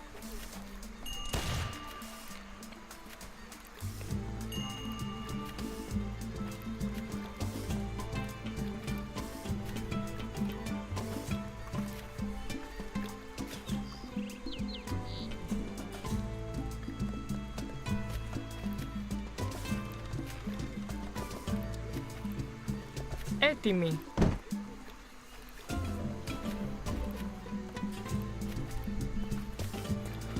Interesting. So Lars is actually going to age up with the politician Ionius Caprodisterius. And this is the market politician. If you didn't know, the Balkan civilizations like the Greeks, the Bulgarians, the Serbs, the Romanians, they essentially do their age ups from buildings as part of these sort of big button technologies you see in sort of this rectangle of the UI. Yeah, similar to what the Native Americans have with their big button text, but instead of being just text, you actually age up with those for the nation states. And what Ionios does is he essentially gives you about 500 food. And let's look at the deck real quick to see. See this technology here? Patrinia Olive. Basically, Ionius, if you age up as him, you see this blue text over here. He boosts the effect of the card and doubles it. So yeah, Greeks have this special property where some of their cards are actually boosted by certain age-up politicians that you might research. So in this case, this Patrina olive technology ends up affecting olive plantations by 30% instead of 15%. It actually affects the wait a second, it says it also supposed to affect the coin crops as well. That's pretty interesting. So yeah. Yeah, pretty much. If you see a card that has a sort of blue and sort of silver outlining for the Greeks, try to look at your age-up options and see which politician you should go with to try to do that. And if you're in trouble and you don't know which one to go with, there actually is a sort of like yellow age-up button in the Town Center UI. They'll tell you which politicians are at which buildings. And it also tells you what their benefits are, too. So you basically don't have to ask yourself, like, what does this politician do? Does he send me wood? Does he send me food? Does he give me spies? Does he give me priests? What does he do? Use the little yellow age-up button on the town center and roll over it, and it'll tell you what each of the politicians does on each of the buildings. For the Greeks, that would be the barracks, stable, foundry, the hunting lodge, which is, like the livestock pen that the nation-states use, the market, or the dock. All the other nation-states use all those except for the dock. Yeah. So we see a technology being researched here called Paternoster. And this is pretty significant because in addition to improving the gather rate of the fishing boats, for the Greeks only, these technologies also boost the build limit of the fishing boats. Yeah, it's sort of a matter of balance as well as preventing you from running into a situation where you have like 180 villagers eating up your population. The fishing boat build limit for Greeks is much lower, starting at 10. And you increase it by 5 by either aging up with dock politicians from the dock or by researching fishing boat gathering upgrades from the dock itself. So Paternoster increased it to 15. Nation states get 3 fishing upgrades overall, so they can actually get a total of 25 fishing boats without any dock politicians. Usually I'll go with the dock politician age 2, and that way I can get about 30 fishing boats overall, usually. Works pretty good overall.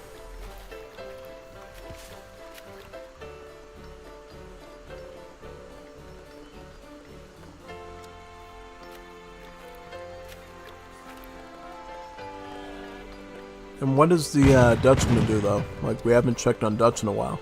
So they're actually going to start to go aggro, from what I can tell, because, again, Shudderige Mobile right now.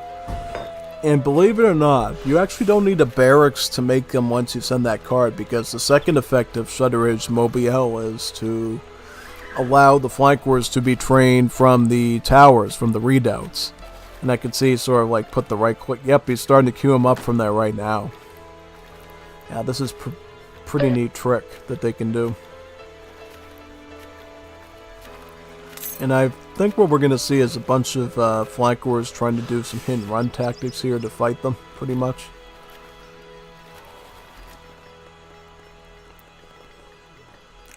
Lars should be pretty prepared for it, though. We already have some skirmish units on the map, the Kleps. These are early game skirmishers that the Greeks have, with stats similar to that of the crossbowmen, except that they have a longer range than it's normal for that. So like a range of about 18, and then with the some of their arsenal techs later on, they can become fully 20 range skirms, basically. So this is fire fishing. This is the second fishing boat upgrade. This will let you have a total of 20 fishing boats. All for free, no wood costs needed. Perfectly working as its own little system. Another interesting unit to go over here is the Chorophylax. The Chorophylax is actually a special Greek unit you can't train from any military buildings. They are only accessible through the home city through these battalions of Chorophylaces, basically. This one for 5 in age 2. There's also this one here for 7 in age 3. And I believe there's another for age 4 as well. And basically what these Chorophylax are essentially just stronger musketeers. You know, they have the heavy infantry tag. What makes them very different is their fact that they got 16 range instead of the usual 12 range of musketeers. Making them pretty good against... the flankers of the Dutch here. Yeah, pretty good in those situations. See, what Gavas is trying to do here is he's trying to use defensive formation to make a box to allow these flankers to hit these units easier and pull out. He's going to run backwards, he's going to wait for these units to mess up, and then he's going to try to shoot again. He's going to try to do it as much as he possibly can. And these are the standard musketeer units of the Greeks and the other nation-state civs. They're called the recruits. These, on the other hand, are a low HP musketeer with more damage, so they trade some of their HP for additional output and damage. And that's in general how most of the nation-state units work is. They act as glass cannons. They have very low HP, but they do more damage. That's the case of their hand cavalry, of their recruits, some of their other units. Yeah, that's basically sort of the way they operate for the most part. So here's another Age of Politician here. This is Kitsos Tavales.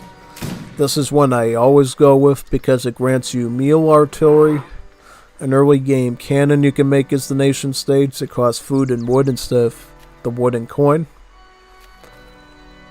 And in addition, it boosts up this particular card here, which can be useful, the Exodus of Missolonghi.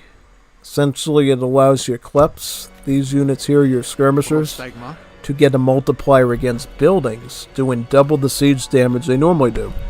So as you can see right here, their siege is only about 8. If you get the booster with it, their siege against buildings goes up to about 24. Yeah, because it's only 2x if it's without the booster for the Exodus. If you get the booster, it's like 3x against buildings. So you become like a pretty good monster when it comes to siege with them. Yeah, as you can see here, the recruit, for instance, recruit here has a siege of about 20. So you actually end up doing more siege than they do once you send that card out. And of course that grows with the more upgrades you get for the unit as well, which can be pretty helpful. As well as adding in National Schism. The only problem with National Schism, though, is the fact that you have to wait till Imperial Age to get that politician booster added to it. So it can be a long-term investment for that. But overall, just getting regular upgrades, your kleps become pretty good siege units overall.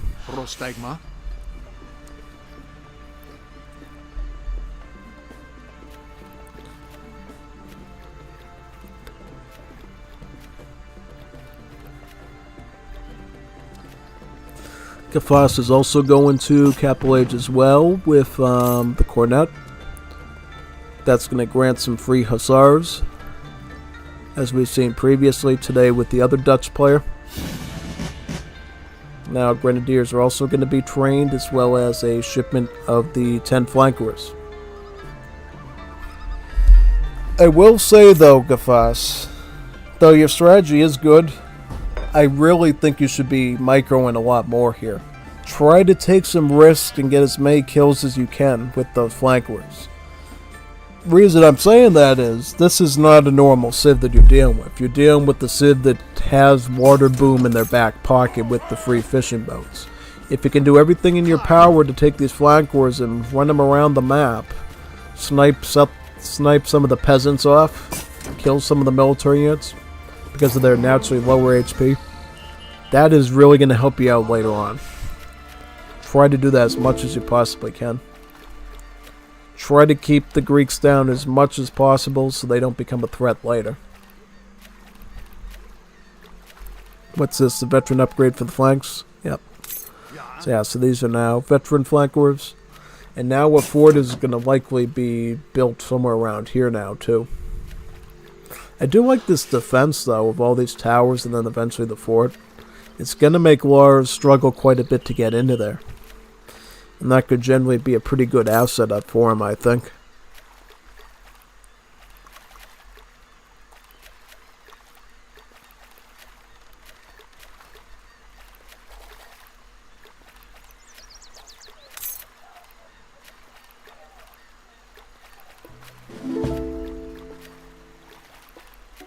And here comes the counter infantry rifling.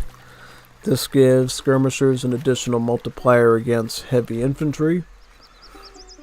You would think it would do it to the flankers because they actually have the skirmish tag, but apparently it doesn't, you know. It's limited in that sense.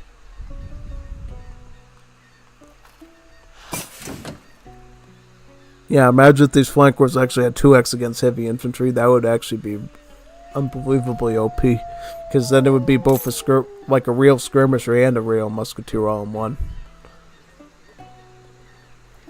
For those that play Definitive Edition, the flanker reminds you a whole lot of the Armin Azap, right? With the bow that he uses to kill the dragoons with, and then the sort of like spear or sword or whatever, and the poleaxe he uses against the cav, right? Yeah, that's what the flanker was designed off of.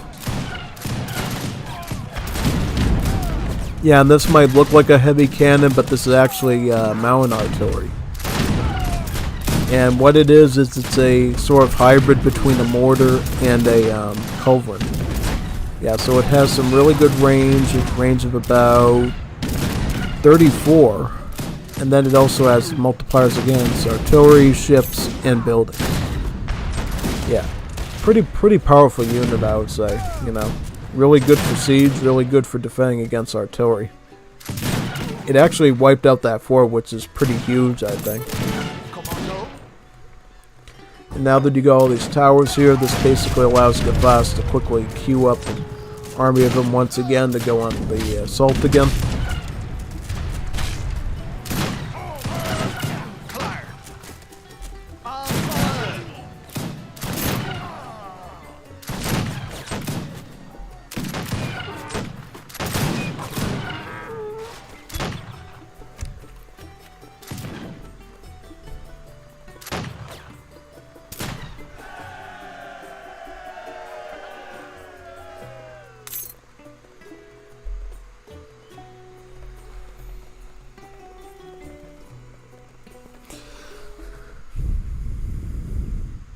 Any chat today?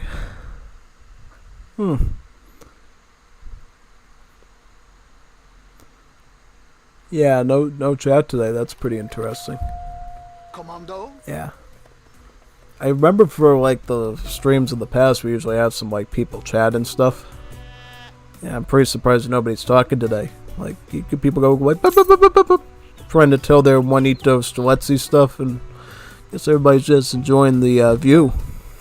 That's alright. That's 100% okay, you know. This is some pretty cool gameplay overall, so if you want to stay and watch, that's perfectly good. And listening to my wonderful voice. Yeah. Some people say they really like my voice for some reason. Like, I don't think my voice is any particularly impressive, but people are like, oh yeah, you got such a wonderful voice. And, I don't know. What do you think? Is it good? Is it not good? What is it exactly?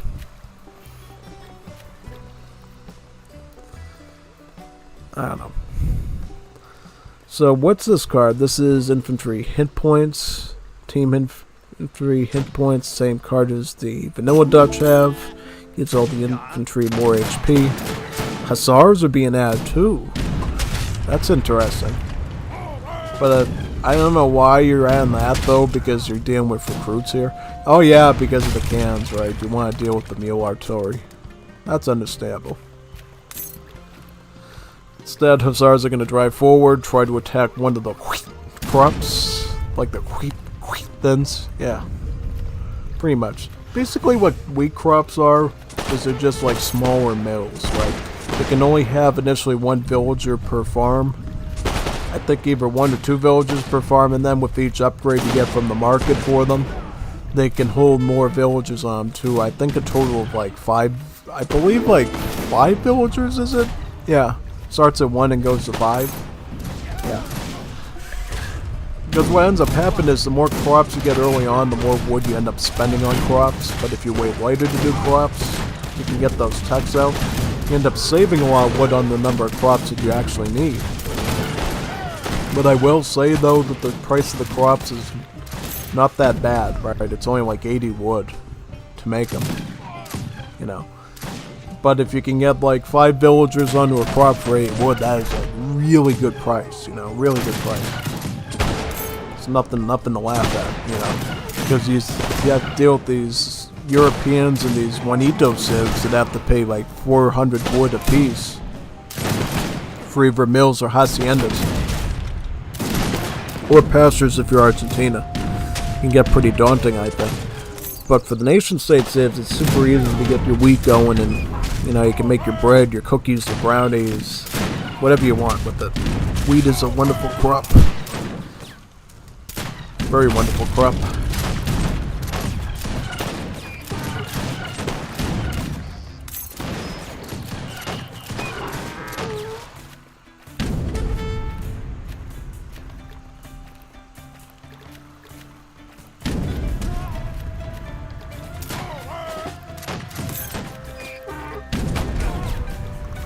Look at this lucky mule artillery though.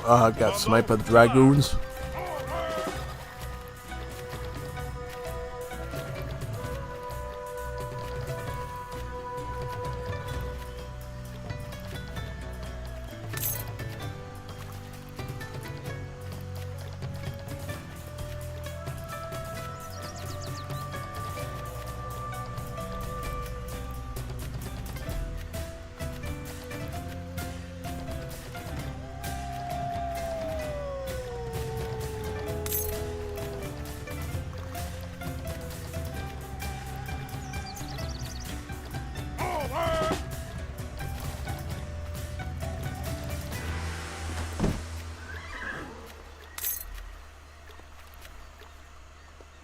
Ja?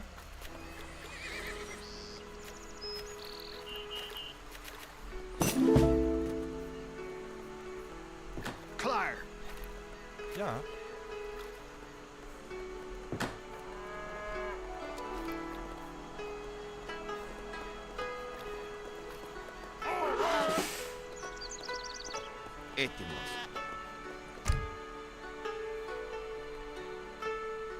Macedonian struggle.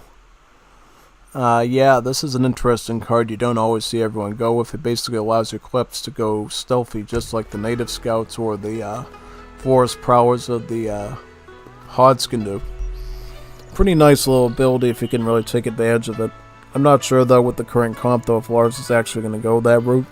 Seems to be doing a combo of mule artillery as well as recruits, which are muskets. Also a couple of carbineers as well. Carbineers, whatever. Basically what these are dragoons with the same sort of rate of fire as the rifle riders of the Lakota basically. They shoot super fast. They can recharge those carbines very quickly. Because see, what the original idea with this unit was, it was originally supposed to be like the Carbine Cavalry into 5th edition, fire 2 bullets before recharging, but the devs eventually decided just give it like a constant rate of fire that's really quick, so it can shoot like more realistically, right? Feels like a real carbine in that sense.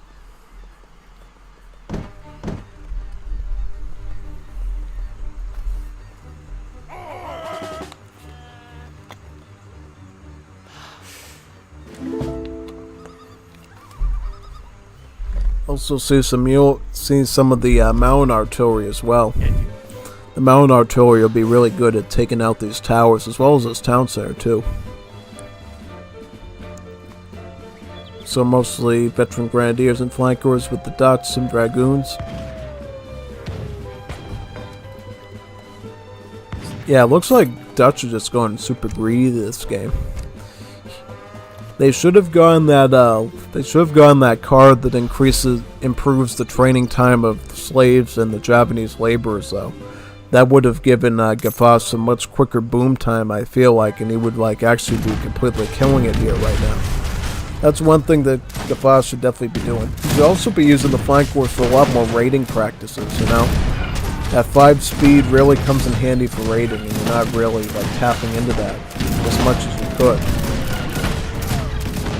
Also manage your grenadiers as well, because you could get some extra grenade volleys in there that could wipe out much more infantry that way.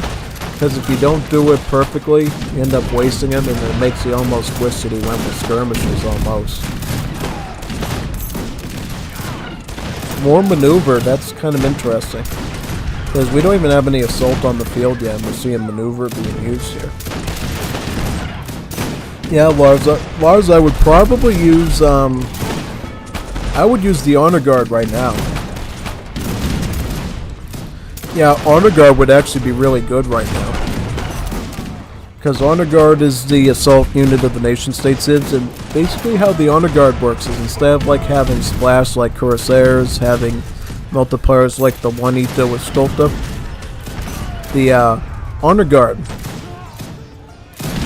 has both Pierce Armor and Hack Armor, and just has like a straight up regular Hussar-like attack, making it like a super beefy, tanky cav unit.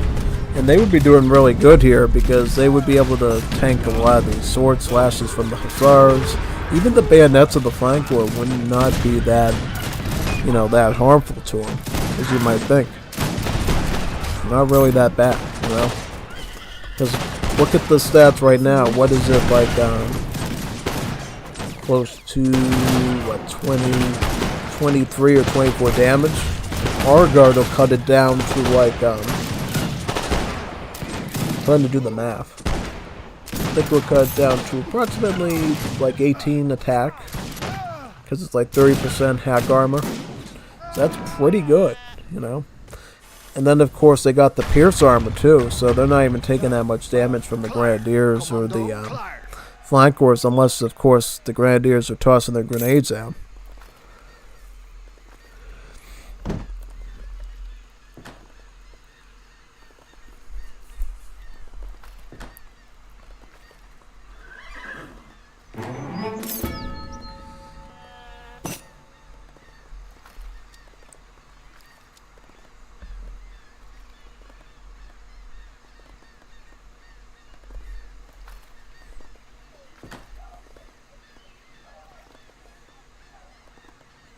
Fencing school now?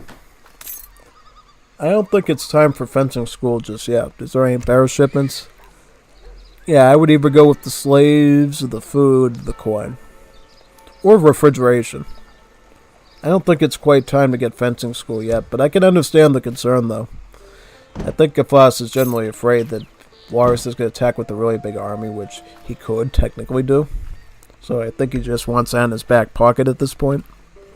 Yeah. Understandable. I just would go for the eco first and maybe make more production buildings to start out with. So that way my economy was just generally better and I could afford more units versus quicker training units.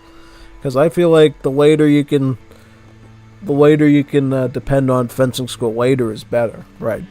Because in the late game, if you have a good economy, fencing school makes a huge difference because it's always pumping, it's pumping, it's pumping. If you get in the early game, you might not be pumping, you're not pumping, you're not pumping. You might just be, you know, making the status quo size army in slightly less time. And that's like nothing. The only time you might think differently is if you're like constantly being pounded on and you need a quick training army, right?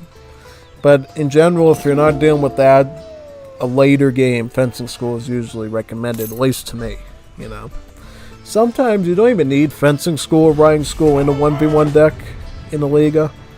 Because generally if you can make like enough buildings and you can play cautiously and you can really micro your units well, usually you don't even really need to replenish as much.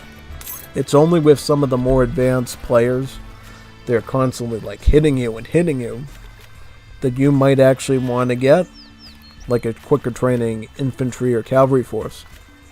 Or an artillery force if you like engineering school. What's up with the slow-moving army, though? Like, you should really be moving out a little bit quicker onto the field here. Start cutting into these strawberry plants a little bit sooner. Yeah, I think we went over a long time ago, like, how messed up the nation-state's diet is in this game. They grow only wheat and strawberries, and then for meat, they only have goose. So what do they have, like, goose liver pate with strawberry jelly and bread or something? Like, is that what Greek people eat or something? I mean, the Greeks at least have the olives that they can add in for a salty thing, and then they got the fish. But you know, let's talk a civ like the Serbs or the Romanians in this mod. They literally just eat strawberries, bread, and goose. Like, that's not a diet. Like, how can you eat goose liver with like bread and strawberry? Sounds like a super duper Frenchy thing. You know? Yeah, I'm surprised they never added technology for the French to eat snails in this mod. That would be pretty cool. You know. Yeah, I could see that. Like, they have like snails. They're like huntables. They're like 50 food or something. Spawned from their livestock pen, and the French courier de bois just eat all the snails and stuff. Yeah, that would be a super Frenchy thing to do. And then frog's legs, of course. Another French delicacy.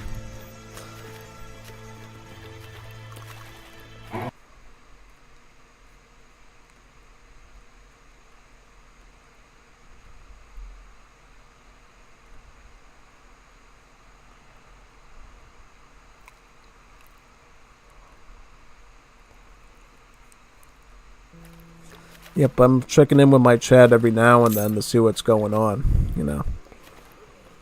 Don't quite see a lot of chatters just yet, you know. Soon to be at the end of this match, so I think.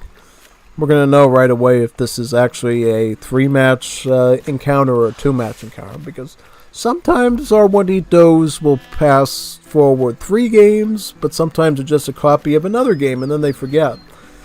Like, the Juanito is busy looking at ventanas with muchas Juanitas muy bonitas, and they just, like, focus on those Juanitas bonitas, and they forget what they're doing, and then they submit an extra file to Chorizo, and he's like, oh no, this crazy Juanito is looking at the Juanitas muy bonitas again. And yeah, it messes everything up.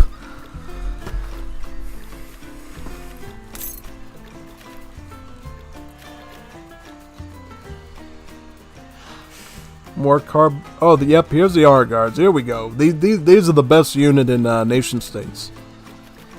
The best hand armor, the best pierce armor, good HP. Attack is also not bad. It's like that. It's less than a hussar, but it doesn't even matter because of how well they tank in combat. You can get like a good stack of these, and you can like attack big armies. Also, another cool fact too. Their stats were actually reworked to make them into 2 population cavalry. So they actually don't actually, you know, they're not like a big pop costing unit. Most assault units are 3 pop units. So you can actually mass up far more honor guards than you can cuirassiers or escoltas. That's how impressive they are. And then actually the scout unit of the nation states, the Marauder, following that glass cannon logic, is the same stats of the Yuan, and is actually a 1-pop cavalry unit. Impressive, right? And you might be thinking Yuans aren't 1-pop in Defam Edition, but what the Wars of Liberty devs figured out was, because the Yuans have such low HP, at least in this mod and the way they work with the tag rework, it makes much more sense to put them in the 1-pop category alongside other dismounted you know, cav units like the Cossack, the Coyote Runner. They fit more into that camp than they do the Hussar camp, just because of their low HP. It doesn't matter about they have a lot of damage, you know. They just give up so much of their HP and the damage that it makes sense for them to be a 1-pop unit. As such, you can like get swarms and swarms of Yuans in this mod. It's really cool. Granted, it's a lot of coin, you know, it's still 100 coin a whack, but it works. It's really good. Yeah, seems like Lars is just doing good right now with the honor guards, combined with some recruits, which offers some extra range power, some mule artillery in the back with some carboniers. This is a pretty okay unit comp here for Lars, you know. All the good units of the nation-state culture mixed into one for the most part.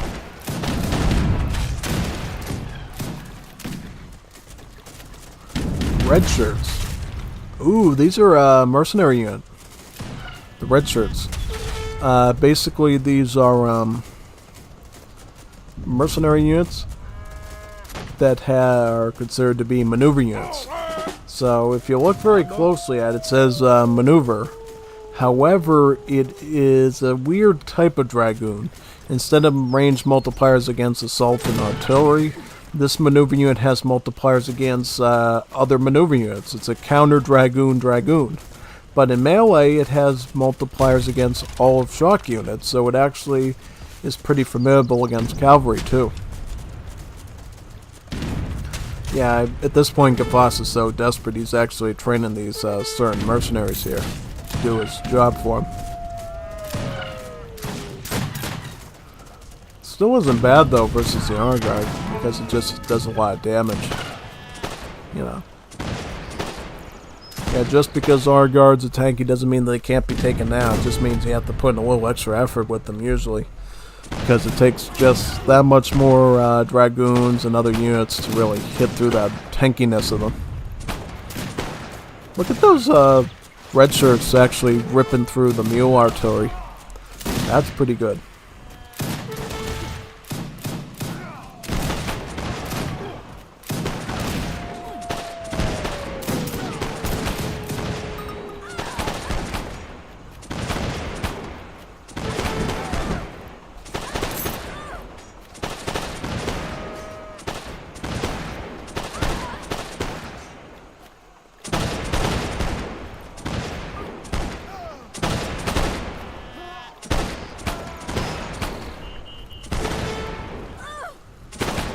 What is your command?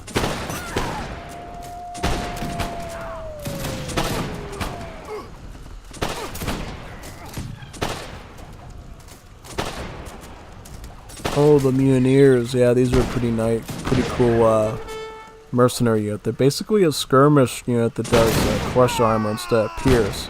But they still have a multiplier against heavy infantry, making them pretty solid overall. You know, they can do a lot of damage. They're especially good for the Maori Civ. They can ship some of them in. They can do some pretty nice mercenary deck plays with them. Should definitely check that out though, since, you know, back in the old days the Mutineers didn't have multipliers against heavy inf. That's sort of like a new thing.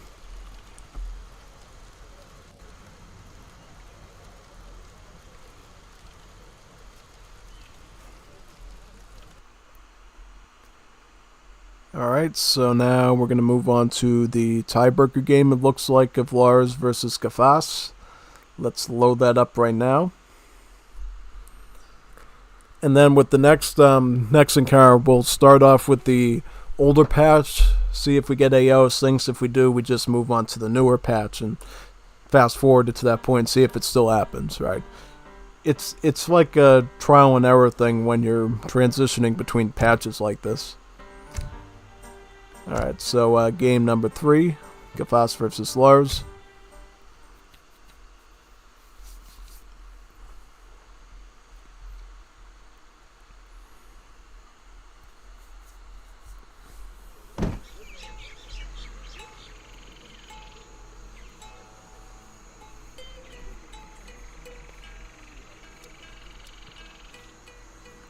So it looks like Gafas has the Central Americans and Lars has the Koreans.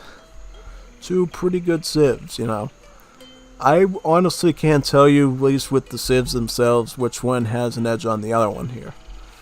They're both really good in economics. They both have some pretty good armies.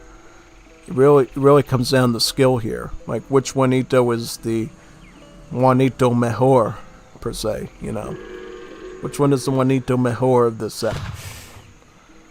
Really depends. So in general, for Central America, because we haven't really seen them yet, so I'm going to give you a bit of a rundown of them. Central America has some pretty unique qualities to them. It makes them good with natural resources.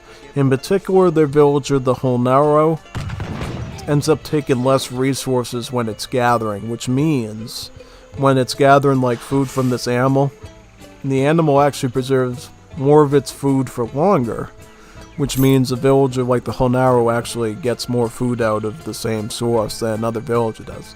Yeah, like a normal villager will literally gather 1k food from this berry bush, whereas the Holnaro will probably get like 1500 food or something like that. It's pretty neat. And then this other villager, the Calatelo, is sort of like a support villager. It improves the gather rate of nearby villagers improves the gather rate of nearby villagers, and it also can build natural resources. Yeah, so it can construct banana plants for food, gold mines for gold, and wood trees for wood, or just trees, because all trees have wood, right? I just figured I'd call them wood trees. I don't know. They're tropical trees, right? They're actually probably not much more different than the trees you find on, say, this map or the Caribbean map, actually. Yeah, pretty much. Cool thing about Malaysia is, you get your sort of like your own private pond where you can fish and do your humpback whale coin gathering from. Only problem is though is when an enemy will actually move their dock across the map here just to annoy you and make your life miserable. Or they actually move their homestay water gather point into your area, and then they ship in some boats in there and harass you. It can get pretty obnoxious, actually. Definitely have seen the Juanito Faringo do it before, the Juanita Piranha do it. So it can get pretty daunting. For sure. So now what we're seeing here is the shipping of 3 more Jornaros. In terms of the deck itself, I would say pretty okay for 1v1. You got your basic Royal Mint. For the Juanitos, it's called Casa de Molina. And then you got Refrigeration, also called the Nivela in Juanito language. And then you also got your Pulateneca, which is your special ultimate fort building that Central America gets. By the way, Latin American cities have ultimate buildings. It's like a special building you get in Age 3. It has properties to it and does cool things. For the Central Americans, it basically acts as a fort that trains units quicker, right? Yeah, so you essentially, if you just wanted to work around this building, you wouldn't even need things like fencing or riding school at all for it. Thing would just train stuff quickly enough for you to handle. And if you do get those technologies, it trains things practically instantly, which is really neat. Almost like the Russians, almost. Yeah, and other than that, we got a lot of unit shipments here. In general, the generic unit shipments that Central America gets comes in packs of 2s, right? Just like the Chinese banner armies. You get 2 Mosquiteros, 2 Lanceros in one card. You get 3 Escopeteros, 3 Pardos in one card. Likewise with the other ones too. Yeah. Kind of the weird thing about... Yeah, see, this is the thing that I think Gaffas kind of blundered on. He failed to realize that this card is actually the same as this one, just available in a different age. Yeah. In general, you shouldn't get this, you should just get this. And then you should find another card, like maybe the Disband Union one for Age 1. Yeah. And what do I mean by disbanding unions? Basically, Central America has to pick a country within the union to get a roster from. So they either have to be Guatemala, Honduras, El Salvador, Costa Rica, Nicaragua, or Los Altos, basically. And if you don't like that roster as the match goes on, you have to rejoin the union through the town center, through a big button, right, and pick that roster. And why pick different rosters exactly? First one, for the reason I just said, to change up the units that you currently can train. Also, each of the unit rosters has 1 Royal Guard upgrade for one of the units. So, in the end, you can have up to 6 Royal Guard upgrades researched by the end of the match if you take advantage of that system. And I should mention how Latin American Royal Guards work. They're a bit different. So instead of 10% additional stats, Royal Guards for Latin America make the unit 10% cheaper. Right, it adds a bit of a discount to you. So it's more of an economic thing, if anything, right? But it also is a guard upgrade too, so yeah, it really is stats. And you do need it for Imperial upgrade, of course. So, yeah. This I feel like is one of the more interesting Age 2 Age Up options, the Confederacy, the Confederate immigrants. Because basically what they do is they give you a silver coin crate, which is about 110 coin instead of the usual coin crates. They give you 100, you get a town hall as well from it, and then you get the colony itself. So I feel like it's pretty valuable. Yeah, definitely. And for those that haven't seen these before, these are immigrant colonies. We've seen Peru have them as well, if you recall, seeing that like Japanese house and everything. Essentially, what immigrant colonies do is they let us produce certain immigrant units from them for one shipment. So it's like having additional infinite cards in your hand, as well as researching technologies. Yeah.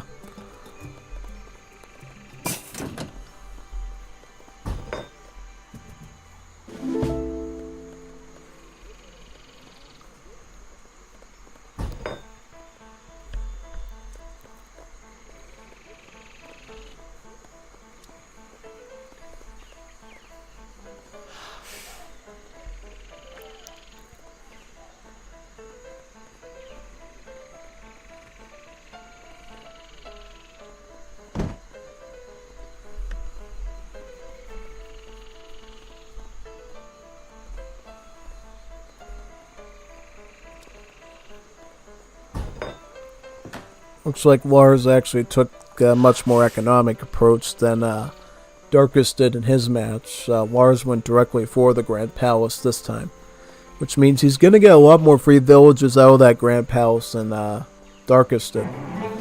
And he's also going to be able to research hunting dogs, placer mines, and gang saw from it a lot quicker too, which is going to lead to a lot more booming aspect. Yeah, definitely. So it looks like Lars is getting the Lord of the Mountains. All this does is basically allows your monastery to produce tigers over time from it that you can use to eat your enemies with. Yeah, tigers. Pretty ferocious kitty, right? Only thing you gotta note though, it does reduce the build limit to about half, because as you know, tigers have a build limit of 10. So you're really not destroying your enemy, you can only have 5 tigers once you send this card. Yeah. Unfortunate, right? But whatever. Overall, though, the Tigers are actually a pretty decent military unit, I would say. Mainly because their HP is alright, their attack is pretty good, and they also lack traditional unit tags for the most part, besides pet. So when it comes to things like spearmen, musketeers, skirms, they just don't have any real multipliers to handle these in the early game, you know. Like, look at the stats. It's like, what is that, like 168 on HP, 19 hand attack. That's not bad. I mean, that's like almost like Paraguayan cavalry, almost like the Primero de Línea or the Akayobatai. And the fact that it doesn't cost any pop either, it's just like an addition to your army. Pretty good, you know. It does pretty good for you, you know. Yeah.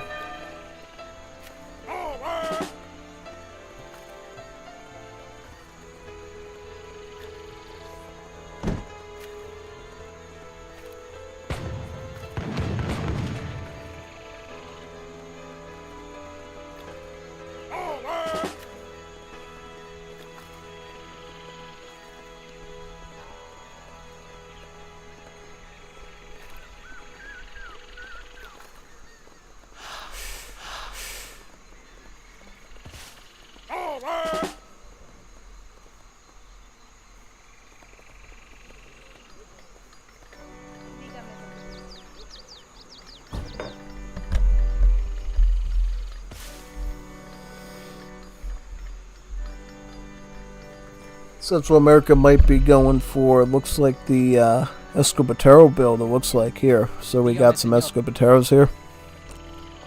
Basically what Escobateros are is a Latin American variant of the crossbowman. Instead of, you know, like just having the same stats as the Exbowman, the Escobatero is actually a shotgunning unit, which means it deals about 1 splash, which is pretty good. It means it can shoot a spray of bullets that can hit multiple units with each shot. And then further with technology buckshot, you can give your Escobateros even more splash of about 2 splash, so even more bullets go flying out of them. Quite a useful thing. What do we see here for the age up? We see 2nd Confederate wave. Yeah, in general, it's good to stick with your immigrant colony you do at the start of the game because it gives you overall better rewards. And then also, if you hang out with that immigrant till the end of the game, right? Till the Imperial Age, you can get a really big reward for it. As for the reward for Confederacy, it's a bit complicated because it's not as easy as you might think it is. What I mean by that is, basically they got the Monroe Doctrine as their Imperial Age upgrade, which basically causes a blockade. However, for balance reasons, it does work like spies, but with food, so if your enemy has a lot of units on the map, you're going to literally be pumping out like 30,000 food to afford aging up to Imperial Age, which can injure you really badly if you really don't know what you're doing. So you have to do it carefully. If you don't think you can handle affording the blockade for Imperial Age with the Confederates, make sure you swap off from one of the age ups to the Polish or the Scandinavians with Central America, so that way you don't have to deal with that hunky, chunky Imperial Age costs. You can have your traditional age up costs, and you also get access to some more immigrant units too. What the Confederates provide you is the filibusters, which is another immigrant unit based on the crossbowman design in terms of stats. And then they have dynamite guns, which are basically heavy artillery that uses dynamites in their shooting.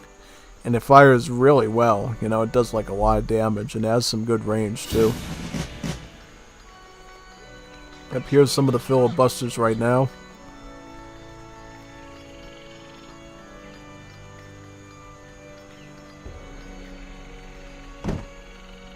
As you can see, statistically, pretty solid 20 attack with 0.5 against heavy infantry, leading to about an attack of say 30 against musketeer and spearman units, pretty much like these spearmen, the Dangpa spearmen over here.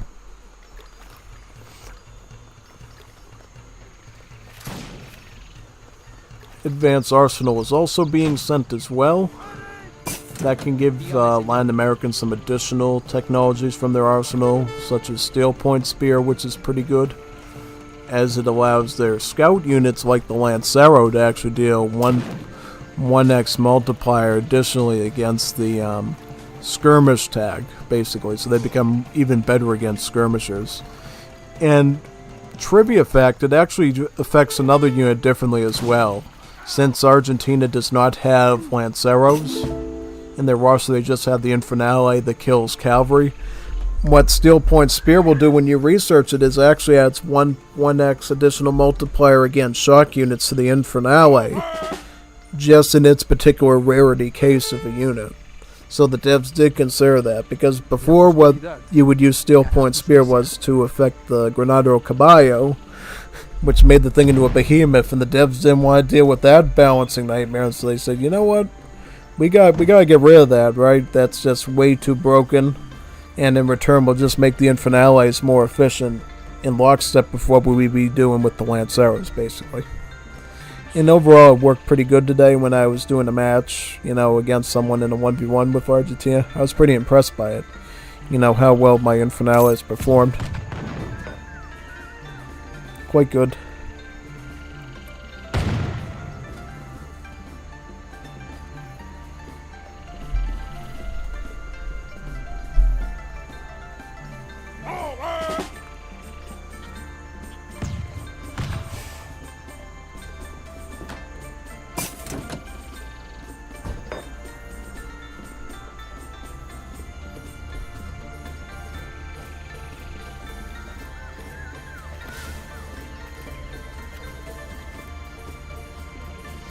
Juanitos. ¿Qué puedo hacer por usted? Dígame, señor. Dígame, señor.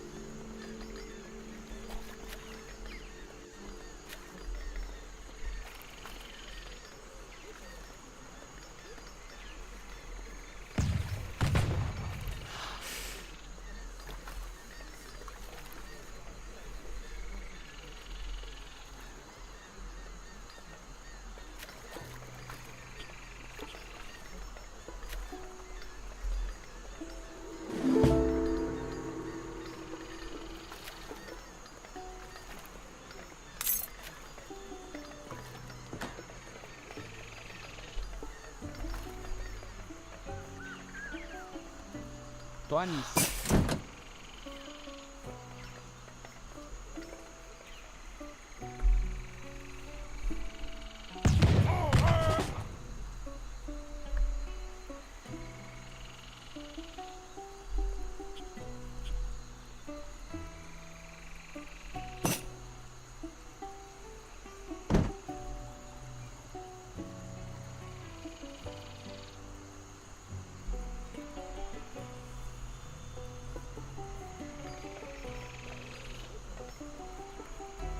¿Qué puedo hacer por vos?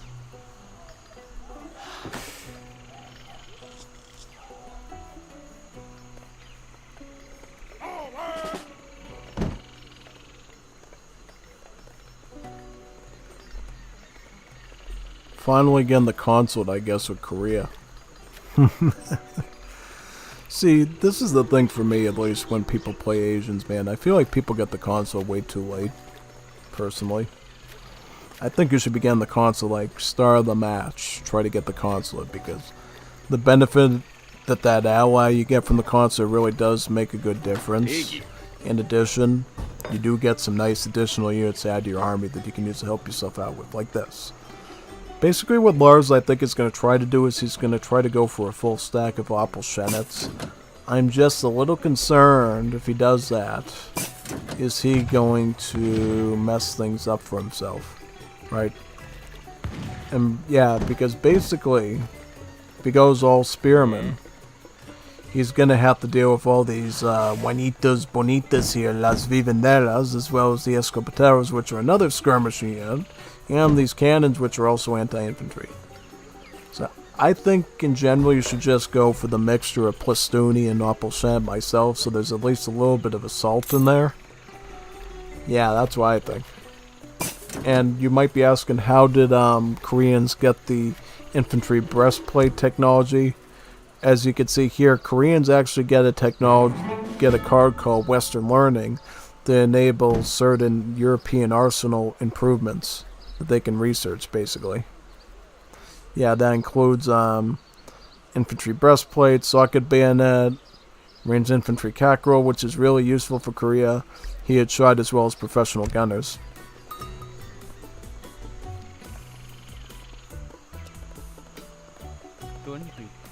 Yong Yong.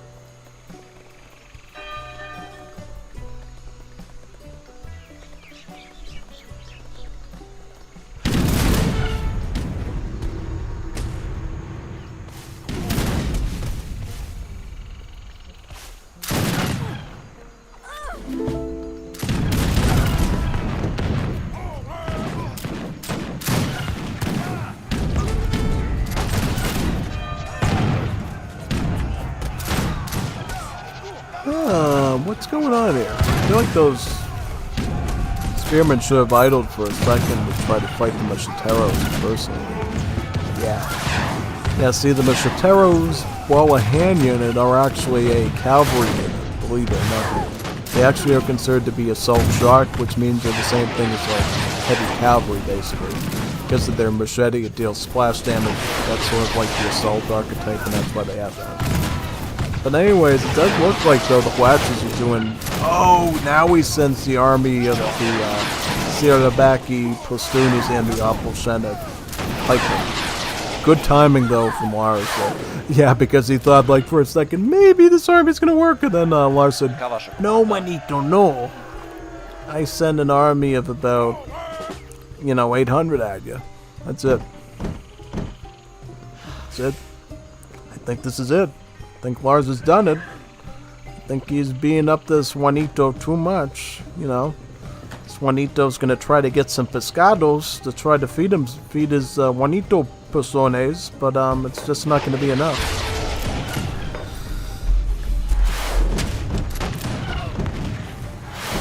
It's not gonna work. Oh, look at that barrage of like, arrows from the watches. Kind of a cool unit to watch, you know. All it really does is it takes the mechanic of the organ gun and uses a bunch of fiery bolts instead of the usual, you know, grape shots of the organ gun. Pretty cool. Pretty cool unit to watch, you know. Even more to use. You can do a lot of damage to stuff.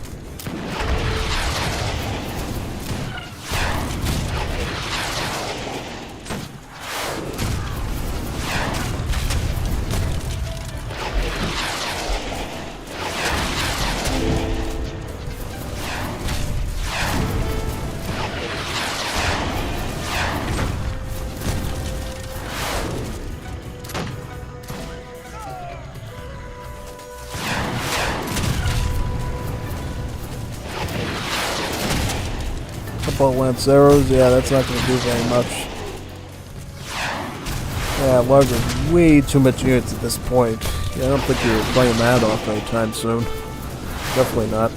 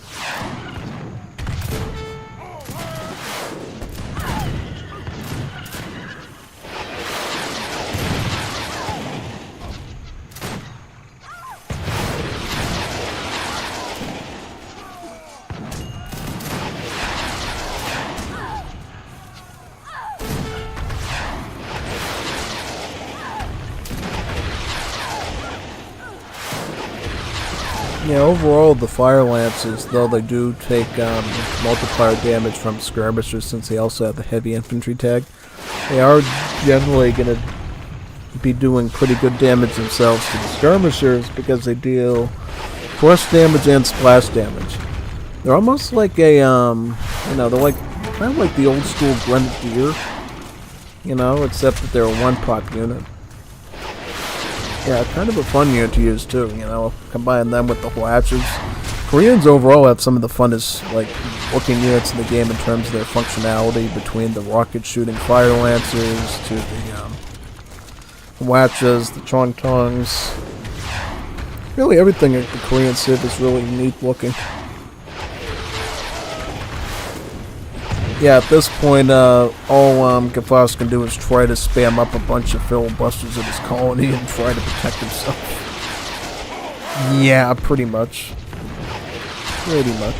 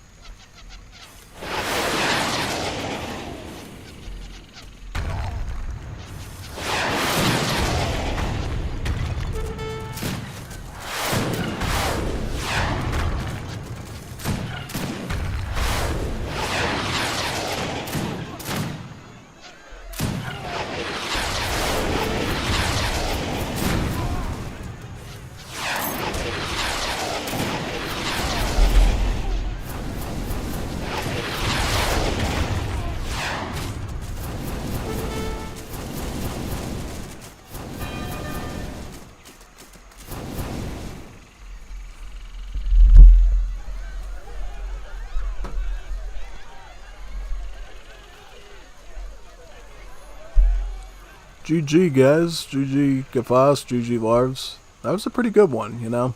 Just wanted to sit there and sort of relish some of the combat there and some of the animations. Good civs overall, though, you know. Lars, pretty good, you know. You won a 2-0, 2-1 here. Pretty solid. I will say for Gafas, though, when it comes to Central America, you need to generally make some good considerations regarding your management of your units, like which roster you go with, what sort of stuff you're going to need, you know, that sort of thing. Because I feel like in this case, you should have realized that Korea was going to go with the Spearman Archer comp with some artillery backing it. And maybe you should have honestly went for a Skoltas here, you know. Maybe a Skoltas until you saw the Byungyungs come out, or the Gungos, you know. Maybe Lancero, yeah, maybe Lancero with Skolta, maybe, could have gone for a Skolta with, Escopatero or Vivendera, something like that. Just something to keep in mind when you're doing future matches overall.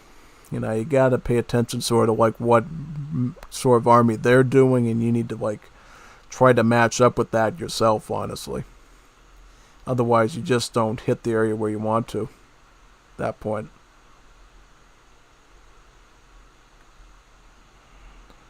Yeah, pretty much. Now we're moving on to the next one.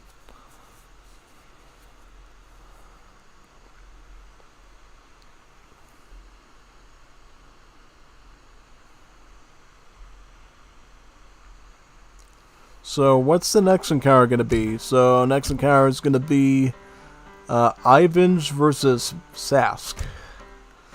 I feel like Sask is going to have a bit of an easier time here. Sask seems to have some pretty good like macro knowledge, I feel like, especially with Germany and Japan.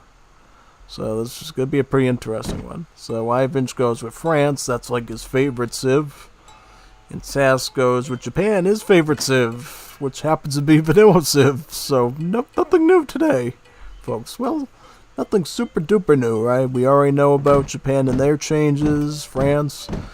Biggest thing to know about France is, you know, they got the Sans Colote villagers from DE. They even have the DE icon on them. And basically what makes France new in Wars of Liberty is the fact that, oh yeah, they get these cool fancy hot air balloons instead of native scouts now, which is cool. Basically they get new units in their roster, and every French unit is a Royal Guard unit, at least when it comes to infantry and cavalry.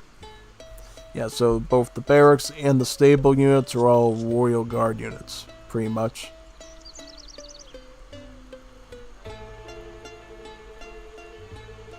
And in general, that basically means while in Industrial Age it is a little more expensive to upgrade the French units, they do end up becoming statistically better than everybody else, really. Also, France gets like a large number of like upgrade cards. You know, like they get a set that improves Dragoons and Chasseurs Chevals, one that improves Musketeer, Line Infantry and Grenadiers, one that improves the Hussars and Cuirassiers, and then one that improves the Partisans or the Pikemen and the Volunteers. So France has a pretty easy time upgrading its units, and then they of course have the old Grevabile cannon upgrade card as well. It still is active. Really, almost every French unit gets some sort of upgrade in this, really. Yeah. As far as new units is concerned, France gets a Chasseur Cheval instead of the skirmisher now, which is basically just a mounted skirmisher, right? So yeah. And then in terms of home city as well as later on the fort, they can make the Zouaves, which is actually an assault unit on foot. Then instead of having like splash, deals range damage with the gun. So it's like a fast moving like hit and run infantry that's good against infantry. Sort of like a different play on the assault archetype, basically. And then they also get the French Foreign Legion, which they can make from the tavern. Essentially a musketeer that gets stronger the further away it is from the town center. So if you can move the Foreign Legion to the other side of the map, they're going to have much more attack and HP, making them pretty formidable. Pretty formidable. In general, though, for Sask, it looks like he's doing the Portuguese consulate build for Japan. Essentially, what you do is you go for the Portuguese consulate ally right away, so that way your wonders actually become cheaper, making your age-ups cheaper. Yeah, it's a common build we see both in Legacy and in Definitive Edition and in Wars of Liberty. Yeah, because whichever wonder Sask is going to make now is going to cost approximately I think 688 food or something like that. Something like that, just about. Not that expensive overall. Not that pricey. Not that pricey.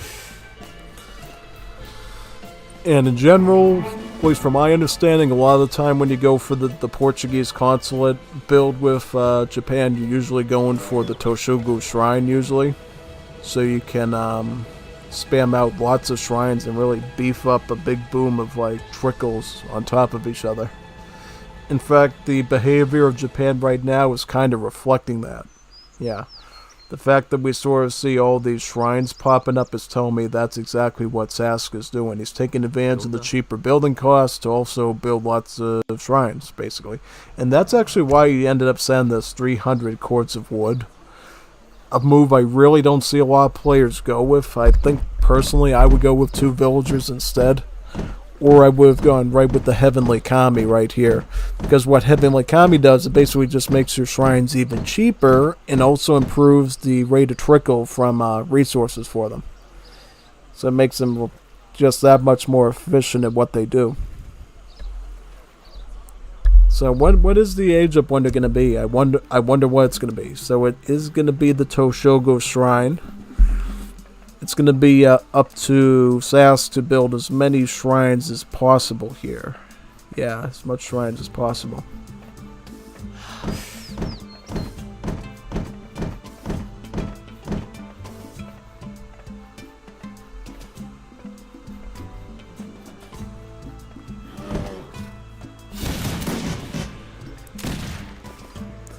Looks like France went with the Artisan. As you can see from the effect, it's the same thing as Quartermaster, so you get 400 wood. Great for building your starting infrastructure with, right? Getting barracks up, getting a stable up with, getting some houses. Pretty good for that purpose.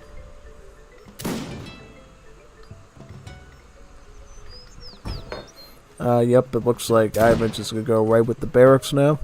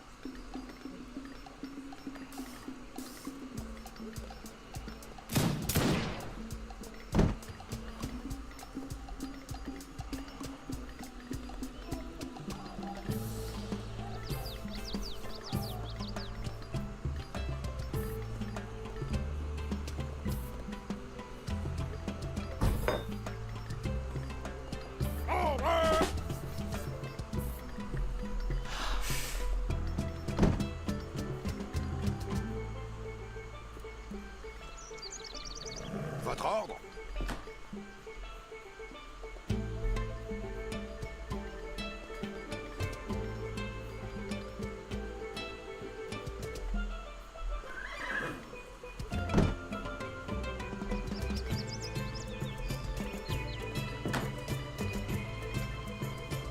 Bonjour.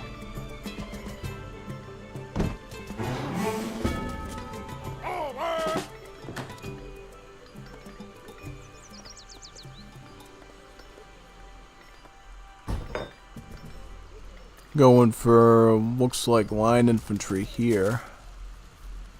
It's going to be going pretty aggressive on the shrines. It looks like that's totally what I would be doing, you know. One thing I remember playing with some Juanitos a long time ago was they said when you're dealing with Japan, you gotta burn down those shrines, you know.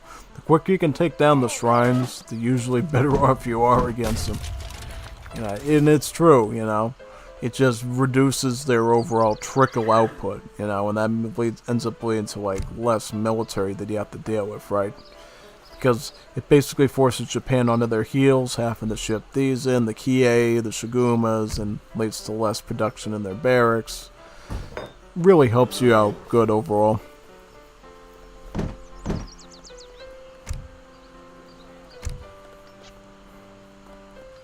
And actually, SAS could actually get some Academico volunteers anytime soon, as well as another form of anti-heavy infantry, right? The Kies, of course, were a skirmisher themselves, with pretty full multipliers against the heavy infantry. You can add in some Academicos as well. That's just another source of skirm you can use to combine with them, and that'll make them pretty formidable, you know. The thing is about the Portuguese consulate, though, is that you do always have the option with the way it's set up to cancel out and go for another consulate ally if you want to. But it looks like they are going to stick with going with Academicos instead. Which is fine, you know. That's something I see a lot with the Asian dynasties in DE as well. The player will stay with the Portuguese and send out a batch of their best Sierros with it. And that's essentially what these are, is just same thing as the best Sierros, except that they're using a firearm instead of a crossbow, pretty much. Same stats, you know, same number of units. Nothing really changes from there.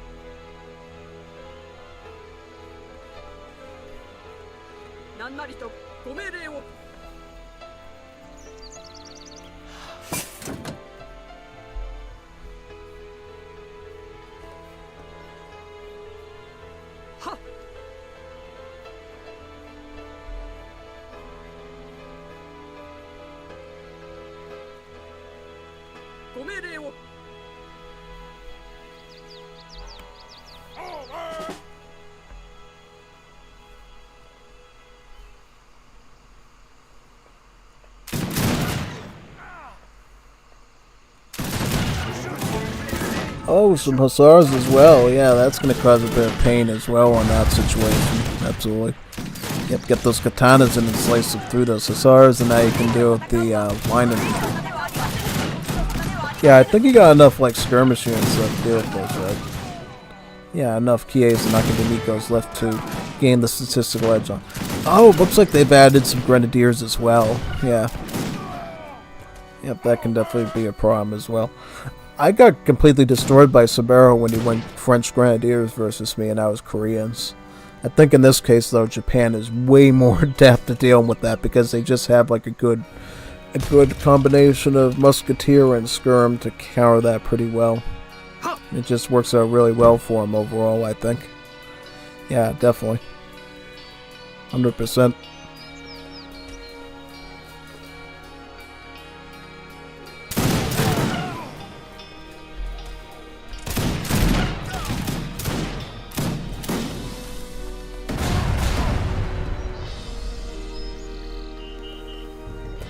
Up some more hussars to send it. Yeah, and this is the thing that Sabero did as well. He was like pulling hussars out of a hat. I was worried about dealing with the heavy infantry composition, and then the hussars come in, and I'm like, I can't afford enough to deal with this. And that might end up happening to SAS today, from the looks of it. I would not be surprised at all if that ended up happening. Definitely not.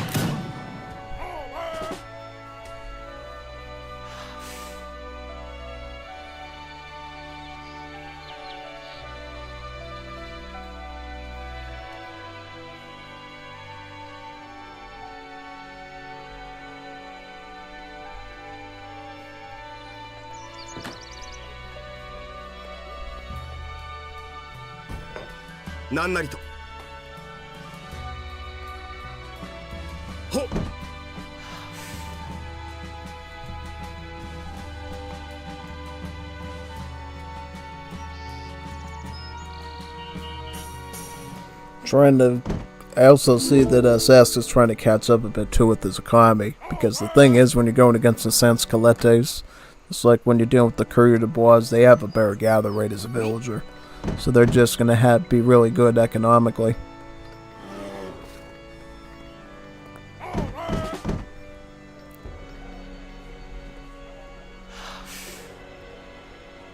I think if we can catch up and get enough Kies, though, I think Japan is probably still in better shape. But they are going to have to mix in enough of the Shogumas, though, to deal with the Hussars fronting them. And the fact that more Hussars are going to be added into this mix as well is a bit concerning.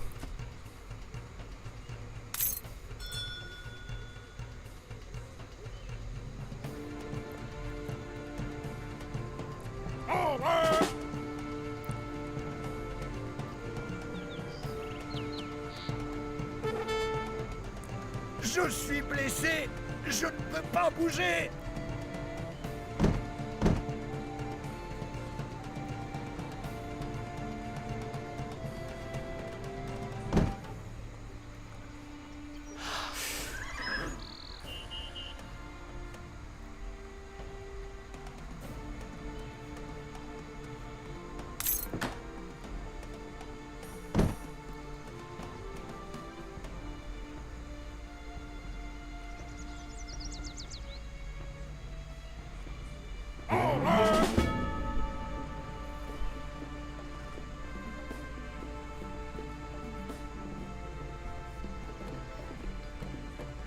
Votre ordre?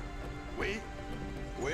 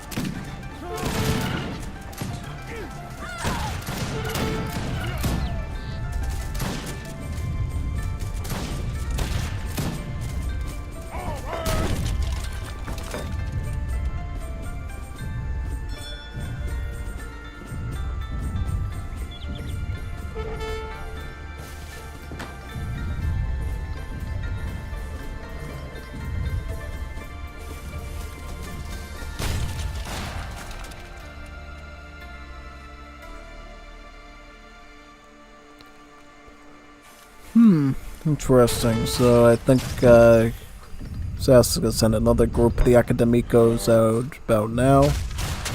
Using the Guntos in combination can be a pretty interesting option, because the Guntos, same as the Nagis, have multipliers against skirmish. So for whatever reason, if Ivan's wanted to actually go with the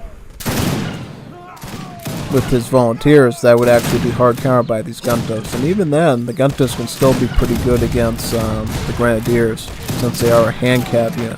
Oh, there are some volunteers here. They're going to volunteer themselves to die, though, because of those multipliers on the Guntos. But now the Hussars have acknowledged that these Kies are exposed, and I'm going to try to cut into them now.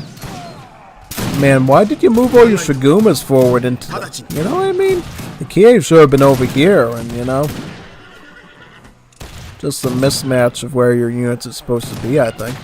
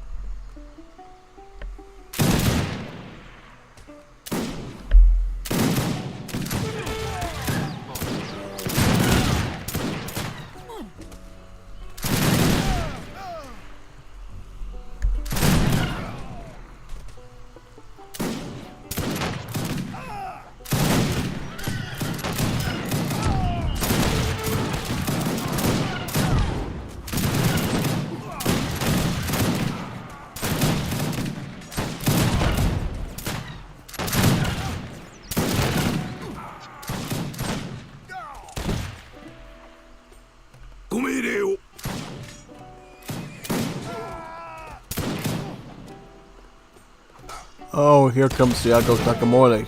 Yep.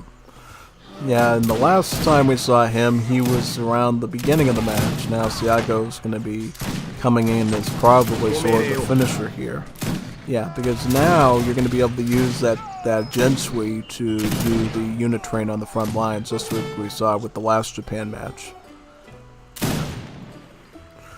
This has got to be complicated. You're trying to build shrines right around a bunch of the Sankalotes, trying to gather from...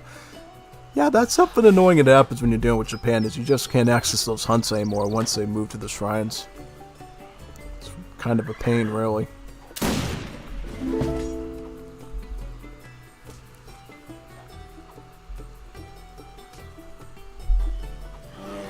Yep, and now he's gonna try to sweep. Oh yeah, yeah. It also tells you where the villages are too, so that well, you can just wipe them out. Very, very interesting. I mean, Ivan's macro is pretty good. It's just the fact that he's dealing with Japan, which is another pain to deal with. I definitely feel like I definitely like Ivan's macro as the French, because he stays pretty consistent with them and he can build a pretty good army with them. But yeah, in this case though, he's just being outdone because the enemy is Japan and they can, you know, they can build some pretty formidable armies with their stuff. Yeah, pretty much.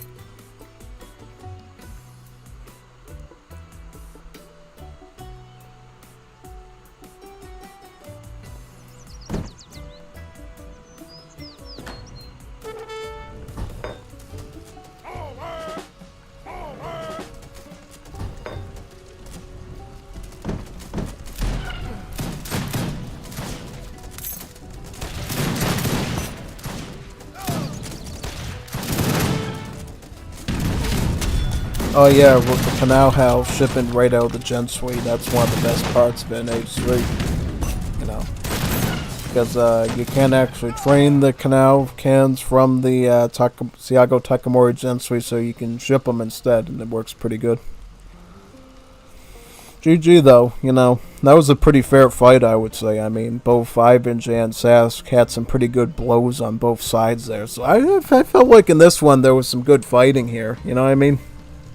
Yeah, this was definitely a pretty good one, I would say, for both sides. 100%.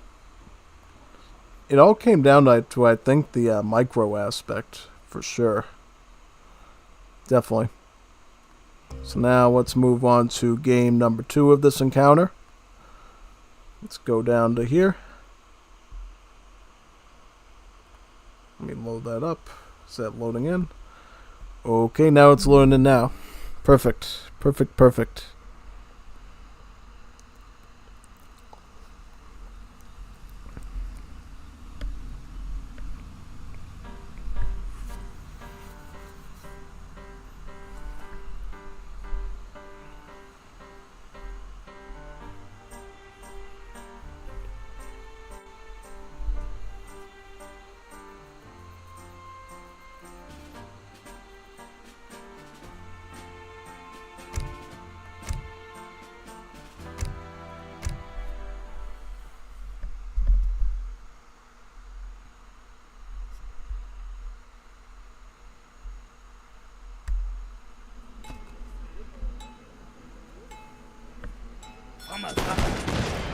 Huh.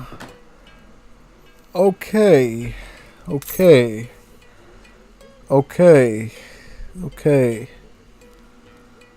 No.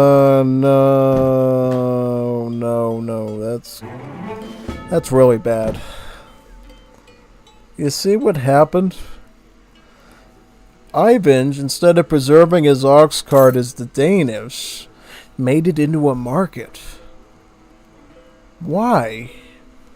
Why would you sacrifice such a good booster unit like the ox cart to become a market? You can, but why would you do that?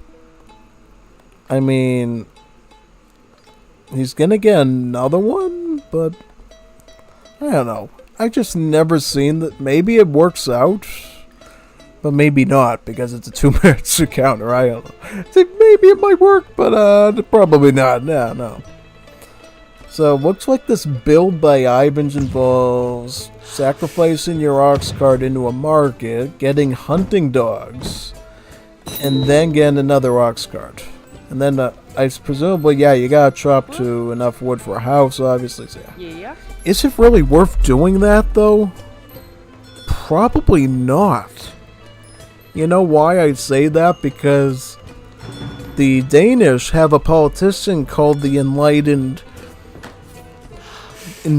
King's Physician, I think, Royal Physician or King's Physician, that actually researches all the level 1 market gathering upgrades for you. Yeah, the hunting dogs, the placer mines, and the gang saw. So why don't you just go for that and keep your ox cart in the beginning and just get better shipments in age 1? Yeah. Yeah, if you didn't notice, you actually get experience crates at the Danish at the start of the game just so you can get an early shipment, and then you can get to your shipment 2 well within age 1.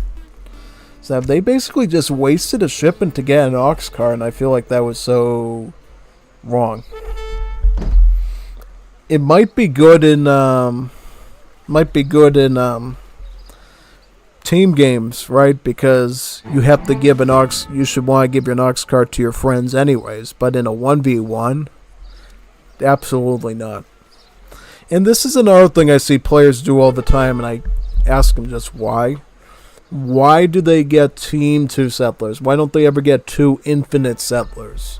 This is not a team game. Why are you getting team cards when you have an infinite shipment that does more?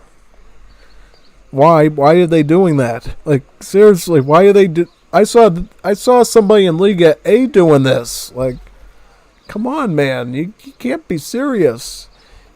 You're telling me you would rather send the card once in a 1v1 instead of having an infinite shipment that sends 2 settlers as well, but you can do it again and again? Not to mention, you could have avoided the whole ox cart situation, just gone 4 villagers with that. Why do you do that? Why are people doing that? The only time I would ever, consider getting team 2 settlers if it was a team game. It's a team card. It's for teams. Not solo, Juanito. Juanito con tima. Yeah, Juanito con una tima, basically. Yeah. Juanito with the team. No reason you should be getting it when you're playing by yourself. It's a waste. Yeah.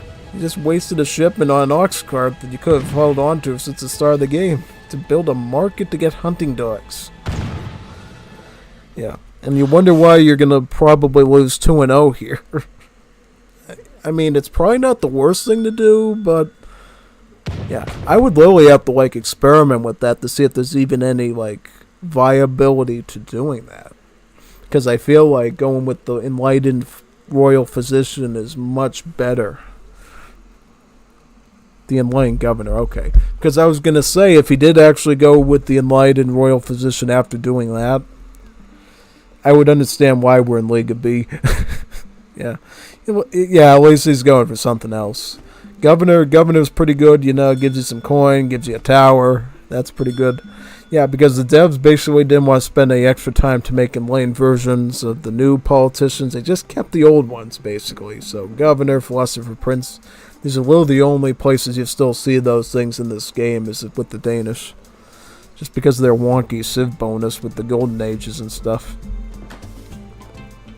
And definitely not the golden showers. Definitely not that.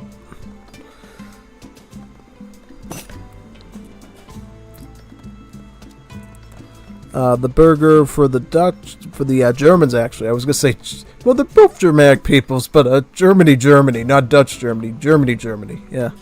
So basically what Burger does is gives you 4 silver coin crates, each one with an amount of 110 coin apiece. Yeah. These silver coin crates, they actually originate from the Argentina civ, but through things like the burger and some other stuff, you can get silver coin crates in other ways too. We actually saw one today with the Central Americans when they went with the Confederacy age up. They were able to get a silver coin crate. This is just another way of doing that, pretty much. Yeah, essentially. Going right for the coin. Okay. So this is looking like a bare naked FFF, basically. Pretty much, This Juanito is going into full taco without the tortilla mode, pretty much, with that. Yeah, pretty much. But question is, why are you mining them? Like, you got enough coin to do the FF with. Why are you, like, sticking to the mine then? Just grab the coin crates, and then you should be able to go right into that H3 with that. 100%. 100%. Or is he gonna stick it out on this age? I don't know, because his opponent is indeed like building some army right now. He's got racks. He's got the tower from the governor there, the governor. So you gotta be careful with that, 100%. So where's he gonna go for? He's gonna go with the land soldatars. So yeah, the land soldat. This is essentially the same thing as the Russian musketeer. You know, the Rusket, as everybody calls it, or the recruit, which we have in D. It's a musketeer, but it's like really bad. Like 14 range damage, 100 HP, multipliers and melee damage of 8.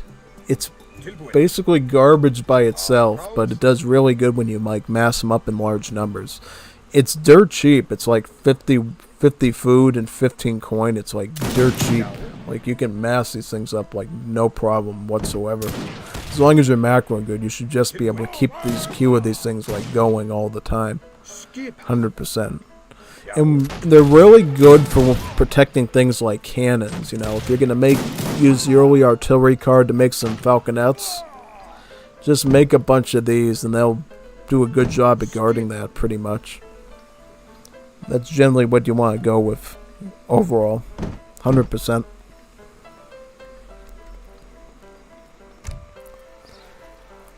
Yeah, that's something you could have sent instead of this. Is early artillery. Maybe you won't have, maybe you won't die if you do that. Maybe you won't die if you do that. Yeah. Yeah. It always surprises people. I notice a lot of time when I pull out the early artillery card, they're like, "How are you making falconets in age 2? That's like cheating, man." You're like, "No, it's a card. Look at it. It's right here. Early artillery has the falconet icon on it. I'm making enough." They're like, "Oh wow, that's a pretty good card." Until you realize that it reduces the stats of it by 25% to undo the veteran upgrade that it generically has. And then you get that back, of course, when you age up. So, yeah, but still, even with like a 25% stat reduction, those type of cans in age 2, really good thing. Land Sold, yeah, this is an example of how bad the Land Soldat jars are in stats. Like, they should have already eaten through these Hussars by now, and they're just starting to munch through them right now with their tiny little Danish bayonets. Yeah, definitely.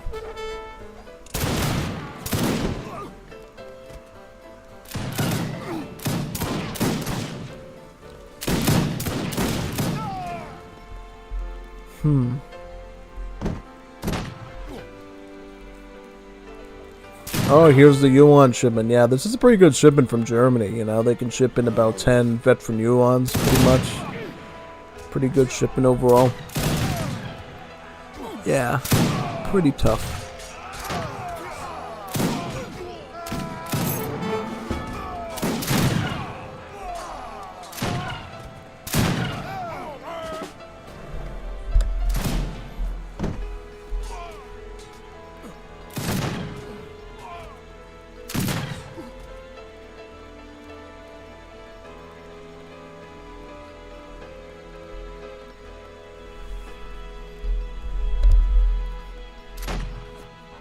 You mein Kommando.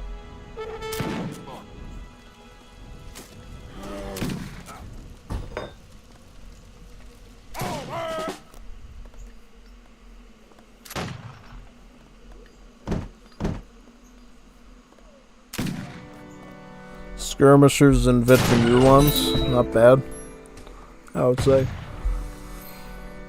Yeah, and why would Germany get like a 10 Yuan shipment to cost food? The reason is they actually have Hussars in their roster now instead of Yuans. And then, of course, they got line infantry too, so like musketeers. Yeah, this Germany is actually pretty much closer to British, like vanilla British, for 3 reasons. Number 1, Royal Guard Musketeers. 2, Royal Guard Hussars. Number 3, They actually have manor houses, yeah, the Mites Cairns. It's the same thing as a British manor, so we're looking right here. Once it completes, it's a bit more expensive. Get a free villager from it, like that, yeah. So essentially they gave Germany the manor boom. And not only that, they gave them something called Krupp factories, which produces artillery for free over time from, so they got that going for them. This Germany is quite different from what you remember from vanilla. You know, no more Doppelsouls, no more well, they do have crossbowmen, they do have volunteers, right? And they do have pikemen, yeah, they do have pikemen, but they're a bit different. It's a unique unit type of pikeman. It has some pretty unique stats, I would say. Feels like right now, though, that Ivan's is just doing... seems to be doing better, I think. Mainly because he's just massing pretty well here. Yeah, just try to take out those few ones one at a time. Alright. Yeah, I mean, if Ivan keeps it up, he can technically pressure here, I think. Only problem is that these land soldats, being so weak as they are just really bad in terms of siege. Like 12 siege. Not much better than some... well, just... what about skirmishers? Like, how much of these get for siege? Oh, it is better than that, but not by much. Yeah, like, it's... skirmishers like 14 siege. With, like, the veteran, yeah, so it's about the same as a skirmisher, which is pretty awful. Pretty awful overall.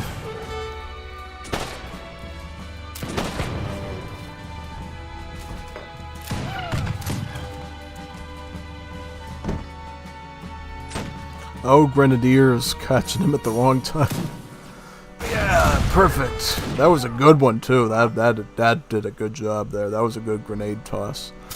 Really, really valuable. But unfortunately, Sask is now going to start to auto-produce in foot artillery from his Krupp factory. So that's what Krupp factories do.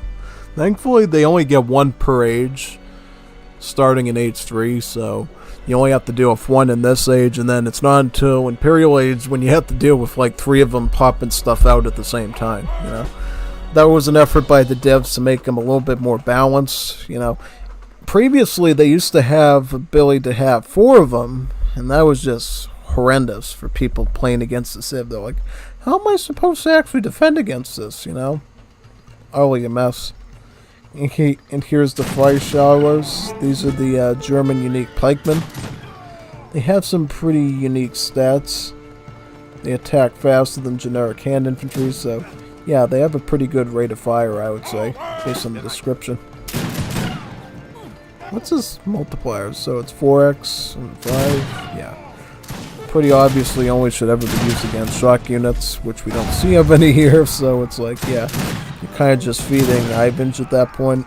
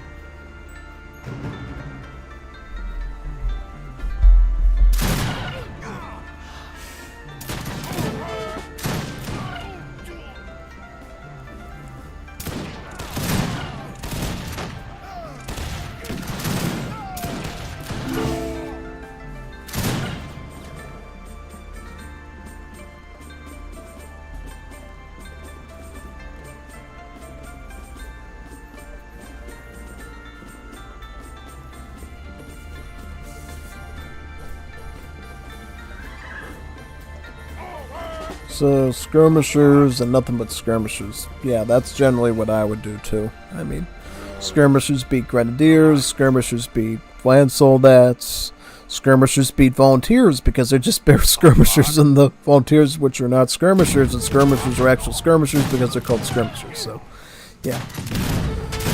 Yeah, that's basically what skirmishers just do really good here. And then when you get like free foot artillery every couple of seconds or whatever, that's just going to help you out a whole lot. However, you don't want to leave it exposed, though, because, yeah. Oh, yeah, they was able to...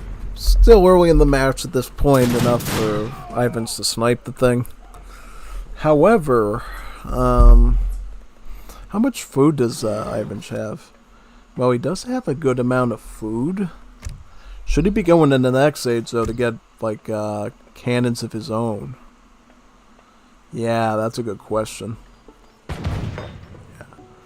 Yeah, I mean, I don't know what I would do in this, because he has enough to age up with to get, like, 2 foot artilleries of himself. But what is he going to get after that? Is he going to have, like, a small number of hussars? Maybe he should just go with hussars. I don't know. Yeah.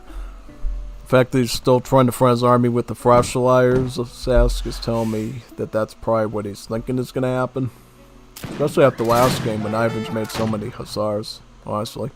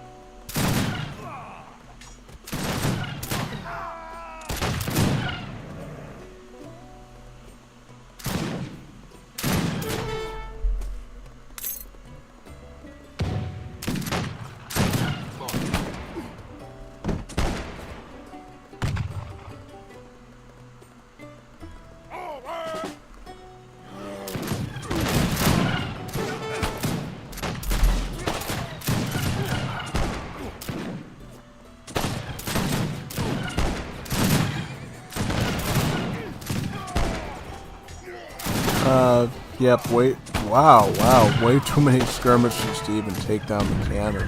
Yeah, that's important. Still some Frauscheliers there too, which are going to do some pretty heavy damage to your shock units.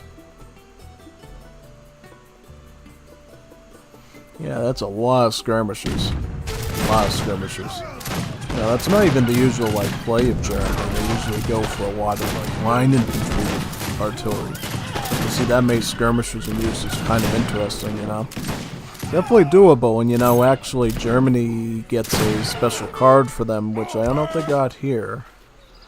Now, they do get a special card that actually allows them to do additional multipliers against the maneuver class, making them a bit similar to the Green Jackets. That's pretty cool, right? So, yeah, pretty significant.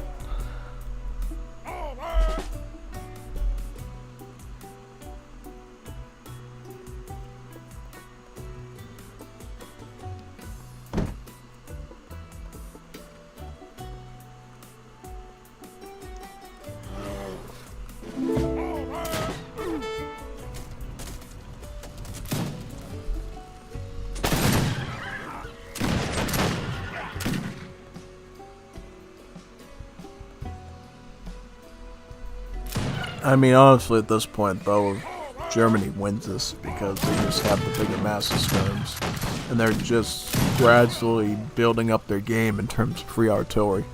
Doesn't matter what Danish do, it doesn't matter what their, like, army comp is at this point, they're just gonna get knocked out pretty flat, you know.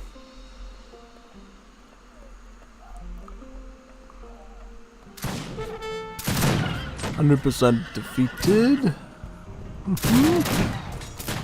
Oh yeah, it looks like a defeat. Next time, try not to replace your ox cart too early, I guess. I don't know. Yeah, that definitely was a questionable build for me, you know. You definitely should try to play more standard, I feel like, because if you did that, maybe you would have had like a better shot. Because Chloe knows what he's doing, like macro-wise, to like keep up with armies and stuff. It's just, you know, not the most pristine situation to be in. You know what I mean? Yeah. And Ivan's is a good like combatant. You know, he did beat me with the Canadians before when I went Maori, so he knows how to like do basic defense. It's just like, yeah, kind of unfortunate to see here. Definitely. So now we're going to be going into the final encounter of the day now. It will be, I believe it's going to be Mark versus Hamilton or something. I don't know. Mark versus Hamilton. Mark Hamilton, yeah. Let's boot that up. Hopefully this is the right version of the mod that's going to work for it. If not, we'll have to restart into the current version that has all the Great Warriors technologies and the one-pop mounted skirms and stuff. I think this is the right one, though. Yeah, and this one is actually going to be another tiebreaker 3-match encounter, too. So we're going to finish off on a high note, I think. Now, this is the one that's going to, you know, it's going to be Pox versus Mark, it looks like. Pox versus Mark. So what's going to happen in this one? I don't know. I don't know what's going to happen to this one. Mainly because last time I remember Mark didn't like to use decks. Yeah, he didn't like to use decks at all. He'd even use... Isn't Mark the one that doesn't even use decks? Or was that Hamilton or one of the other Juanito burritos? I can't recall. But yeah, that was a pretty interesting choice. So this is Pox. Pox is using the Tupi. Probably one of the biggest killer 1v1 civs you can use for aggro, I would say. Yeah, I would score Tupi in probably like S tier in terms of aggro game. Like if aggro is your goal, then Tupi are probably up there with Zulu and amongst others. And here's Mark Tulele. And he is going as the Paraguayans. Yeah, I remember he likes the Paraguayans quite a bit. Quite a bit. He's actually going to use his Master Engineer to grab the coin. Alright, I understand that. I get that. He was actually using it for scouting. That's fine. Yeah, normally you want to keep the Master Engineer, which is sort of like your secondary hero, on the wood, which you can chop. He also can build... He builds most of the buildings for the Paraguayan Civ as well. He builds the barracks, stables, foundries, markets, town halls, churches, all that. The Koiwas can do a little bit of building, like they can make houses, markets, they can make like their haciendas and plantations, they can even make walls. So the only thing you can make walls, but much better for combat, really. Definitely. Yep. Look at that shotgun. Did you see all the bullets? It actually injured this deer over here, even though that wasn't even the target. That's the effect of its shotgun attack. Pretty strong unit for combat. In defense, you know. You can use it aggressively sometimes, but you can also use it defensively as well. It's pretty cool. Pretty cool unit. ¿Cuál es su comando? And... from my perspective, I think Tupi are going to have an easier time in this situation. Like, whenever I go Tupi versus Paraguay, like, Tupi just overwhelms Paraguay too much. Like, it doesn't matter if you go, like, with a lot of Primero de Líneas and stuff, Tupi just swarms you so hard with a variety of nasty things that they can eat through your trash shock units, you know what I mean? If you didn't know, Paraguay actually can produce units for free. Oh, okay. So, looks like Mark finally built a deck. Yeah, he built a deck. That's awesome. This is a pretty good deck, too. I mean, wow, this is an awesome deck. Oh, the works upgrades, infinite food works. Has Hemeroteca. Crates, Escopetero here, Infinite Escopetero here, Cohets, the heavy works. This is an okay deck here that you can work with. Forts, towers, yeah, this is fine, you know. Mark wants to go with that, that's a-okay. I'm fine with that deck, actually. 100% alright with it. 100% alright with it. It just means you have to adjust your build order a little bit. Like, you can't go for the bakery build as much when you go for that, but you could certainly go Croat immigrants. You could even go Scandinavian immigrants with that. for like mid game if you want to, you know, or on water. You could still go French. You just can't take advantage of. Well, wait a second. You could do the old bakery build that I used to run, which you clearly can't do anymore now because you don't have enough resources to put out a food works at the start of the game. Basically, what the old food bakery build I did with the French immigrants was I got 2 food works, and then I got Hemeroteca to get the build limit up, and then I would get 4 food works. So I had like 1 million food on my table, basically. But it's definitely a different balance game now, so it might not be that successful anymore to do that. And that's totally fine if Mark doesn't plan on using this again, you know. If he's just use it for like 1 or 2 works, maybe you can do that, but whatever. Yeah, definitely. But one thing I'm gonna say though, with some honesty, why would you get Alta Cocina without actually getting any food works? You're literally upgrading something you don't even own. This is the problem, because I was thinking in my head a little bit like, whoa. Why is there no food works here? And then I realized he actually sent the upgrade card for the food works, but not the food works itself. I'm like, that is pretty bad because it does affect your age up time, you know. Wait a second, he's getting now Carpintero? He's getting Carpintero, and he doesn't even have a woodworks? This is well, what a good way to have a deck but act like you don't have a deck, because you're really not even gaining from this deck at all right now. You're just getting a bunch of upgrades without any way to actually access the things that benefit the upgrades work for, basically. Yeah. You need to get food works first. At least get one of these. And if you want to get this afterwards and go for bakeries in age 2, and get 3 food works like that, that could be an interesting thing that I haven't done before. But to do this and this for your 2 shipments, this is you're killing off any chance of winning by doing this. This is actually really bad, because now your age up times are going to be altered. You're not going to have any eco edge when you're producing units. Tupi is probably like 1 million miles ahead at this point. Like, where's Tupi? Yeah, they already got their war hut up. This is not good for you right now. And he's going to go right into making the Yibaraharas right now. These are the pikeman style unit that the Tupi have. Instead of using a spear, they just have these 2 battle axes that they use to cut through horses' necks or whatever. I don't know how it works, but yeah, it's basically the same thing the Hods do with the tomahawk, basically, you know. Same unit, pretty much. And what Plex is doing is, he started out with villagers. He went with Tamayo Confederation. Tamayo, I've never seen anyone go for this before. It reduces the wood cost of all support cards, which would include these. It also includes this and this.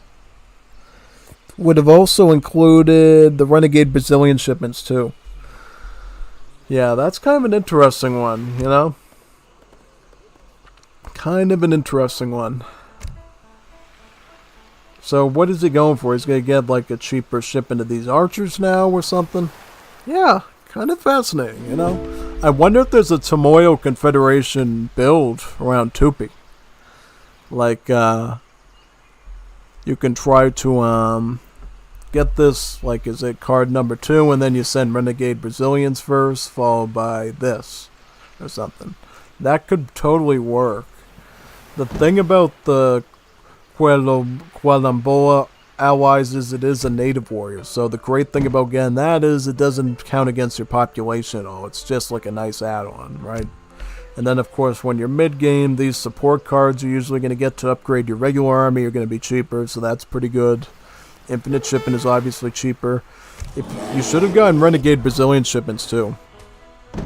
Like the one that gives you Voluntario Patrias in age 2, as well as the one that gives you the Guarded de Honra upgraded Escoltas in age 4. That would have been a much better synergy, I think. But you got most of the cards here that you need to make it work, I feel like. So it's an interesting strategy. You know, it's an interesting method. Yeah, like look at what's going on here with Mark though. He has he went this, and now he's finally getting a good ship in the wood. Way too late though, you know. Well, the timing for the wood isn't bad. Like this is normally what you would do. You would get this as card number 3 as Paraguay, but you should have went for like this, or this, or you should have went like this, and then this. Not this, and that. Because now you look at this. Just 3 primero de líneas, you know. Unfortunately, we're not in the days of old Paraguay anymore when the production rate from the barracks was enough to make these for free quickly. Yeah, in the old days, you could rely totally on your barracks and stables to produce the primero de líneas and the Acayobatais for free, and it was a wonderful thing. Nowadays, Paraguay was reworked to have their coiguas actually gather at the same rate as regular villagers, but at the same time, you know, these production buildings are far less effective now, right? So that was like modified pretty much. Yeah, that was sort of like a balanced decision by the dev team, you know. They wanted them to feel more like a regular sim, right? And it does help out a lot of the time, you know. It is kind of good that you can actually make some better units like the Escopetero and Pardo now and not just a bunch of shock units. But that being said, if you're not going to like do your macro right like this, it's actually really detrimental to you. And this is probably why we get so many Juanitos that say, oh, the current Paraguayo sim is so bad, muy malo, you know, because it's like they don't understand. You're actually supposed to manage your villagers better now and sometimes even get the market now for hunting dogs, which you normally wouldn't do with the old Coigua because the gather rate just never, you know, never made sense to do that. Yeah, pretty much. Pretty much the case with that, you know. Yeah, so now we're going to boot into game number 2 now with Parks versus Mark Tadere, yeah, I think so, yeah.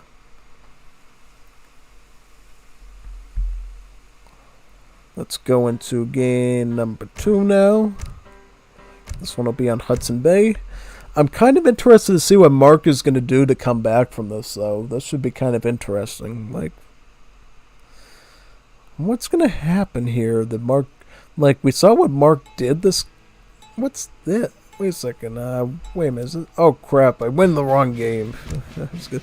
Like, why am I there? Why is the chorizo there? Like, why are these Juanitos here that don't belong here? Like, oh, my bad. Yeah, so I went in the wrong game. It happens sometimes, but alright. So, seriously, let's see how this game's gonna go. Alright. Here we go. If this one shows up with me and chorizo on, I don't know what to tell you. I noticed one of the viewers left when that happened. Like, I'm not staying here to watch this poop. I want to see actual games, not the lingo getting the wrong recording file. I'm out of here. I'm gonna go see my Juanitas muy bonitas. And como mis tacos. Yeah. Yeah. Mark Tadere is going Paraguay again. He always picks Paraguay. He has never picked anything in this tournament yet except for Paraguay. Which is kind of interesting, you know. He's gone Paraguay all the way, you know. And if you want to ask how that's possible, is the rules of League are pretty simple. If you don't win with the civilization, you can play as it again until you win with it, right? So, if Mark Tadere feels like Paraguay is his way to get a win, he's more than happy to do so until he gets that win, right? So that's good. This time Parks is going with Argentina. Kind of a different play style than you're used to. The Argentine villagers are actually mounted on horses. They do not have cavalry tags, though. They used to have them, actually, and that was such an annoying thing for cities that had fast-moving pikemen, like Rodelros, the old Machetero, that these villagers used to get sniped by pikemen. But now they're just villagers, right? So you don't have to worry about that. Now the whole horse thing just means that they move really fast at the speed of 6. They gallop across the map. And they used to never leave their horse either. Now they do. Now they just jump off the horse whenever it's time to collect the meat, chop the wood, you know, do the mining, right? Yeah. Yeah, the old gauchos basically defied physics, right? They could literally like mine from a silver mine on top of their horse's back with the pickaxe. Like the pickaxe must have been the size of a giant like medieval lance, like swinging that thing down into the silver, trying to get that silver ore out. That must have been pretty excruciating on the old gauchos' backs, pretty much. Their espaldas pretty much must have been burning with that, big time, and their suelos too. You know, their necks, definitely. And hopefully, luckily, these gauchos know it. You just get off the horse and do it, so you don't have to lug around a big giant pickaxe the size of a medieval lance to get into the silver. Anyways, deck-wise, what kind of deck is... Interesting, we got a Doctor Latino America. So, basically this makes your age up 40% quicker. I was looking at this card today when I was playing a game, and I was wondering... Does this card have any actual usage? Like, I bet it does, but it might not. It might be trading post dependent, you know. That's my thing of it. If you got like a trading post and you can beef up the time at which you're going to get to shipment 3 and 4, I think it could definitely justify itself. But in like a normal game, because it doesn't do anything to actually cheapen the age ups, I'm not too certain of it, right? Like, if it was, like, 20% cheaper, 20% faster, yeah, I could see that a little bit, but when it's just aging up quicker, it has, you know, you gotta be going for, like, a really time-dependent crunch build to do that, I think. Overall, I would say. Yeah, definitely.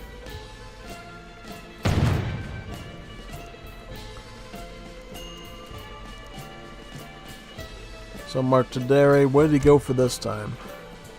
Same thing as last time, Alta Cochina without the food works. We gotta get this Juanito some ayuda, man. Just teach him how to play the macro game, you know? Because in general, you don't get any upgrades until you have a substantial amount of that unit to justify the upgrade, right? That's a rule that I learned playing Arena from some of the best Arena players in the Asian Dynasties, right? They used to always tell me, they go like, we see you getting the upgrade right away, like it's a tick in your head, you know what I mean? Don't do that unless you reach a certain mathematical proportion of units on the field to justify the upgrade, right? Because one time I was going for Cuirassiers, and instead of getting like 3 of them, I just went with the Gendarme upgrade. And like Aiko basically said, you know, you're basically going to lead to your death doing that because you just don't have enough unit numbers to win matches. You just... yeah, I get that the 40% stats is good, but when you only have like 1 or 2 of those cavalry, they're still going to get farmed and targeted on by dragoons or something. Same thing with gathering, right? Don't get any gathering upgrades for a unit you don't even have yet, right? It's kind of a rare example, though. It's usually military, but in this case, when you have different types of economic sources, that kind of applies to this too. And yep, here he's doing again with the Carpintero. Again, the Carpintero again.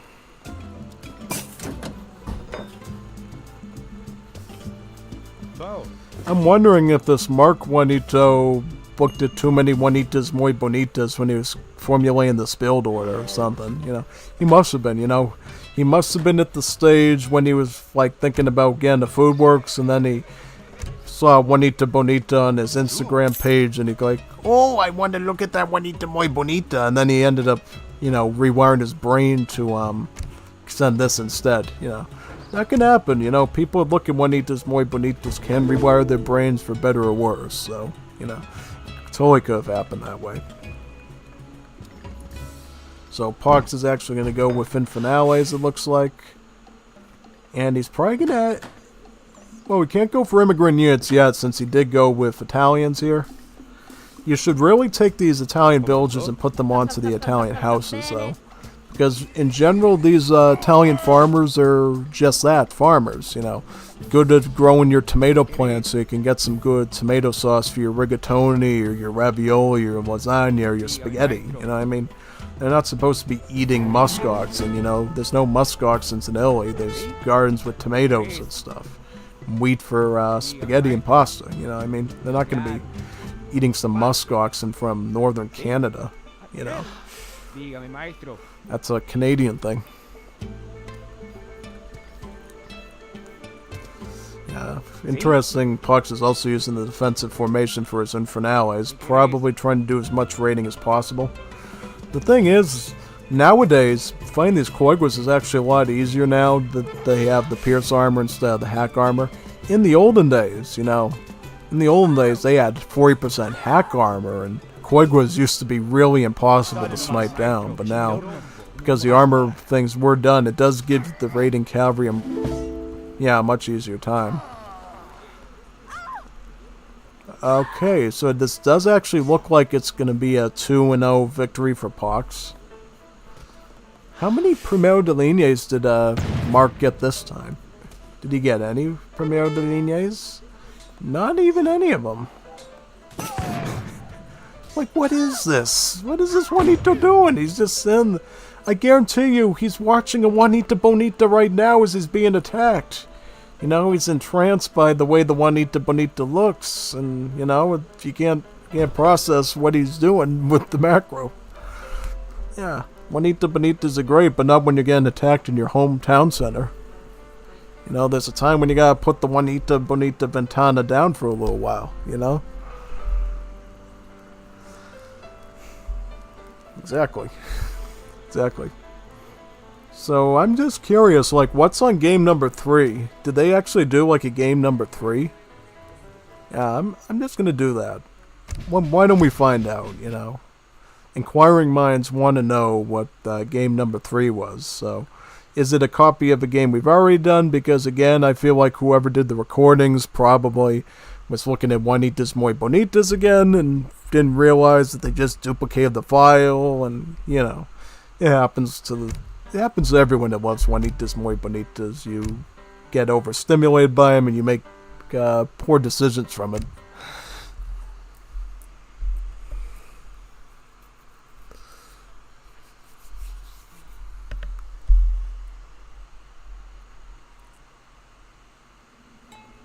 So this is just a copy of the game we just saw. Yeah, pretty much, you know. Yeah, pretty much. Just fast forward. Did they actually redo this game, or is this like the same game? Yeah, so like, what is this? Argentina. Fog of War, remove the view lock. Yeah, I think this is the Italian Wave. Yeah, this is the same game. Yeah. Alright. Understandable. Okay.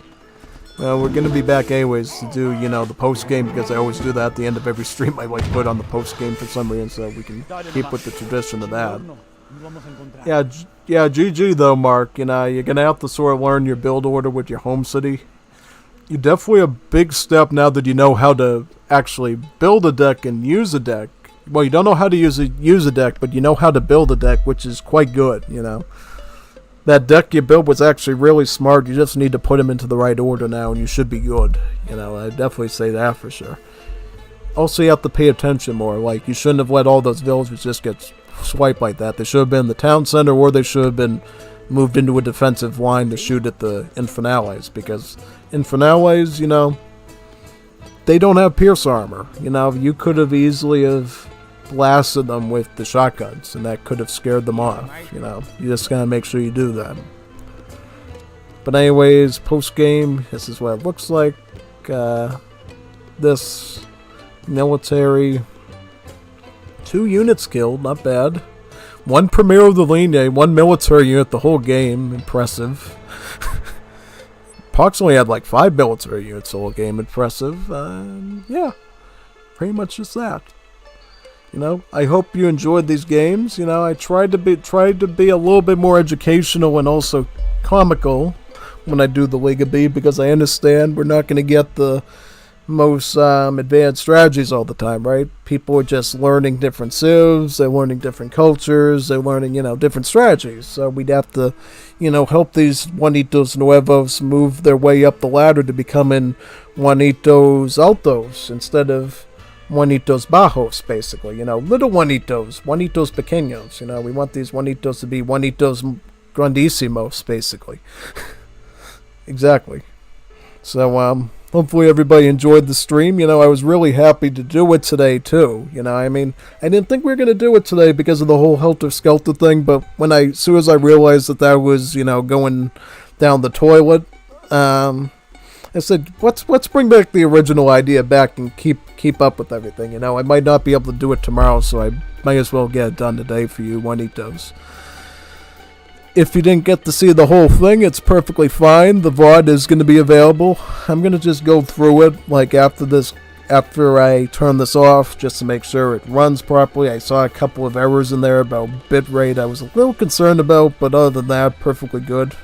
So, see you next week. We're probably going to be doing Liga A again with week 6 this time. So that should be pretty interesting. So, see you there. I'm signing off now.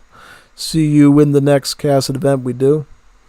Oh, wait a second. We got Prox Warrior. Prox Warrior sent a message. When is the Armenians and the Georgians in the AoE3 mod or in the Age of the World?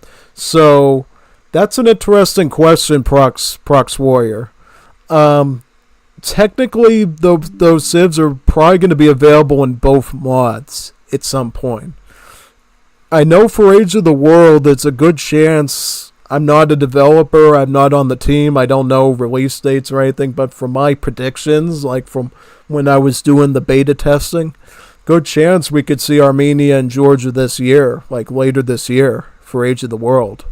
As for Wars of Liberty, probably much later, There was definitely a time and place when I saw both Armenia and Georgia as potential civs for Wars of Liberty when I looked for different documents and stuff, Certain contraband documents that some Juanitos Enojados basically released, because they didn't like what was going on in the team and said, you know what, I'm going to release all these documents and give it to a bunch of people. And yeah, I saw Armenians in there and Georgians in there, but I wouldn't know when they would be coming out, what they would do exactly. I don't know. Definitely coming out for Age of the World.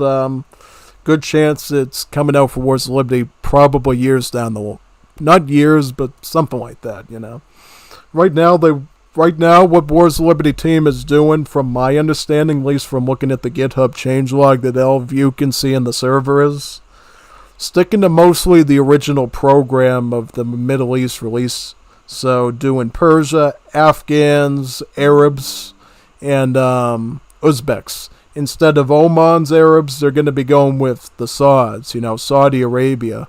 The time when Saudi Arabia became Saudi Arabia, not just Arabia anymore, the Sauds, that. And that should be a pretty interesting civ, because I don't think there has ever been a Saudi-based civ in any RTS game from my understanding. I don't recall them from Civilization or any of those games, maybe in something like Victoria or something, but definitely not in an Age of Empires style game. So, yeah.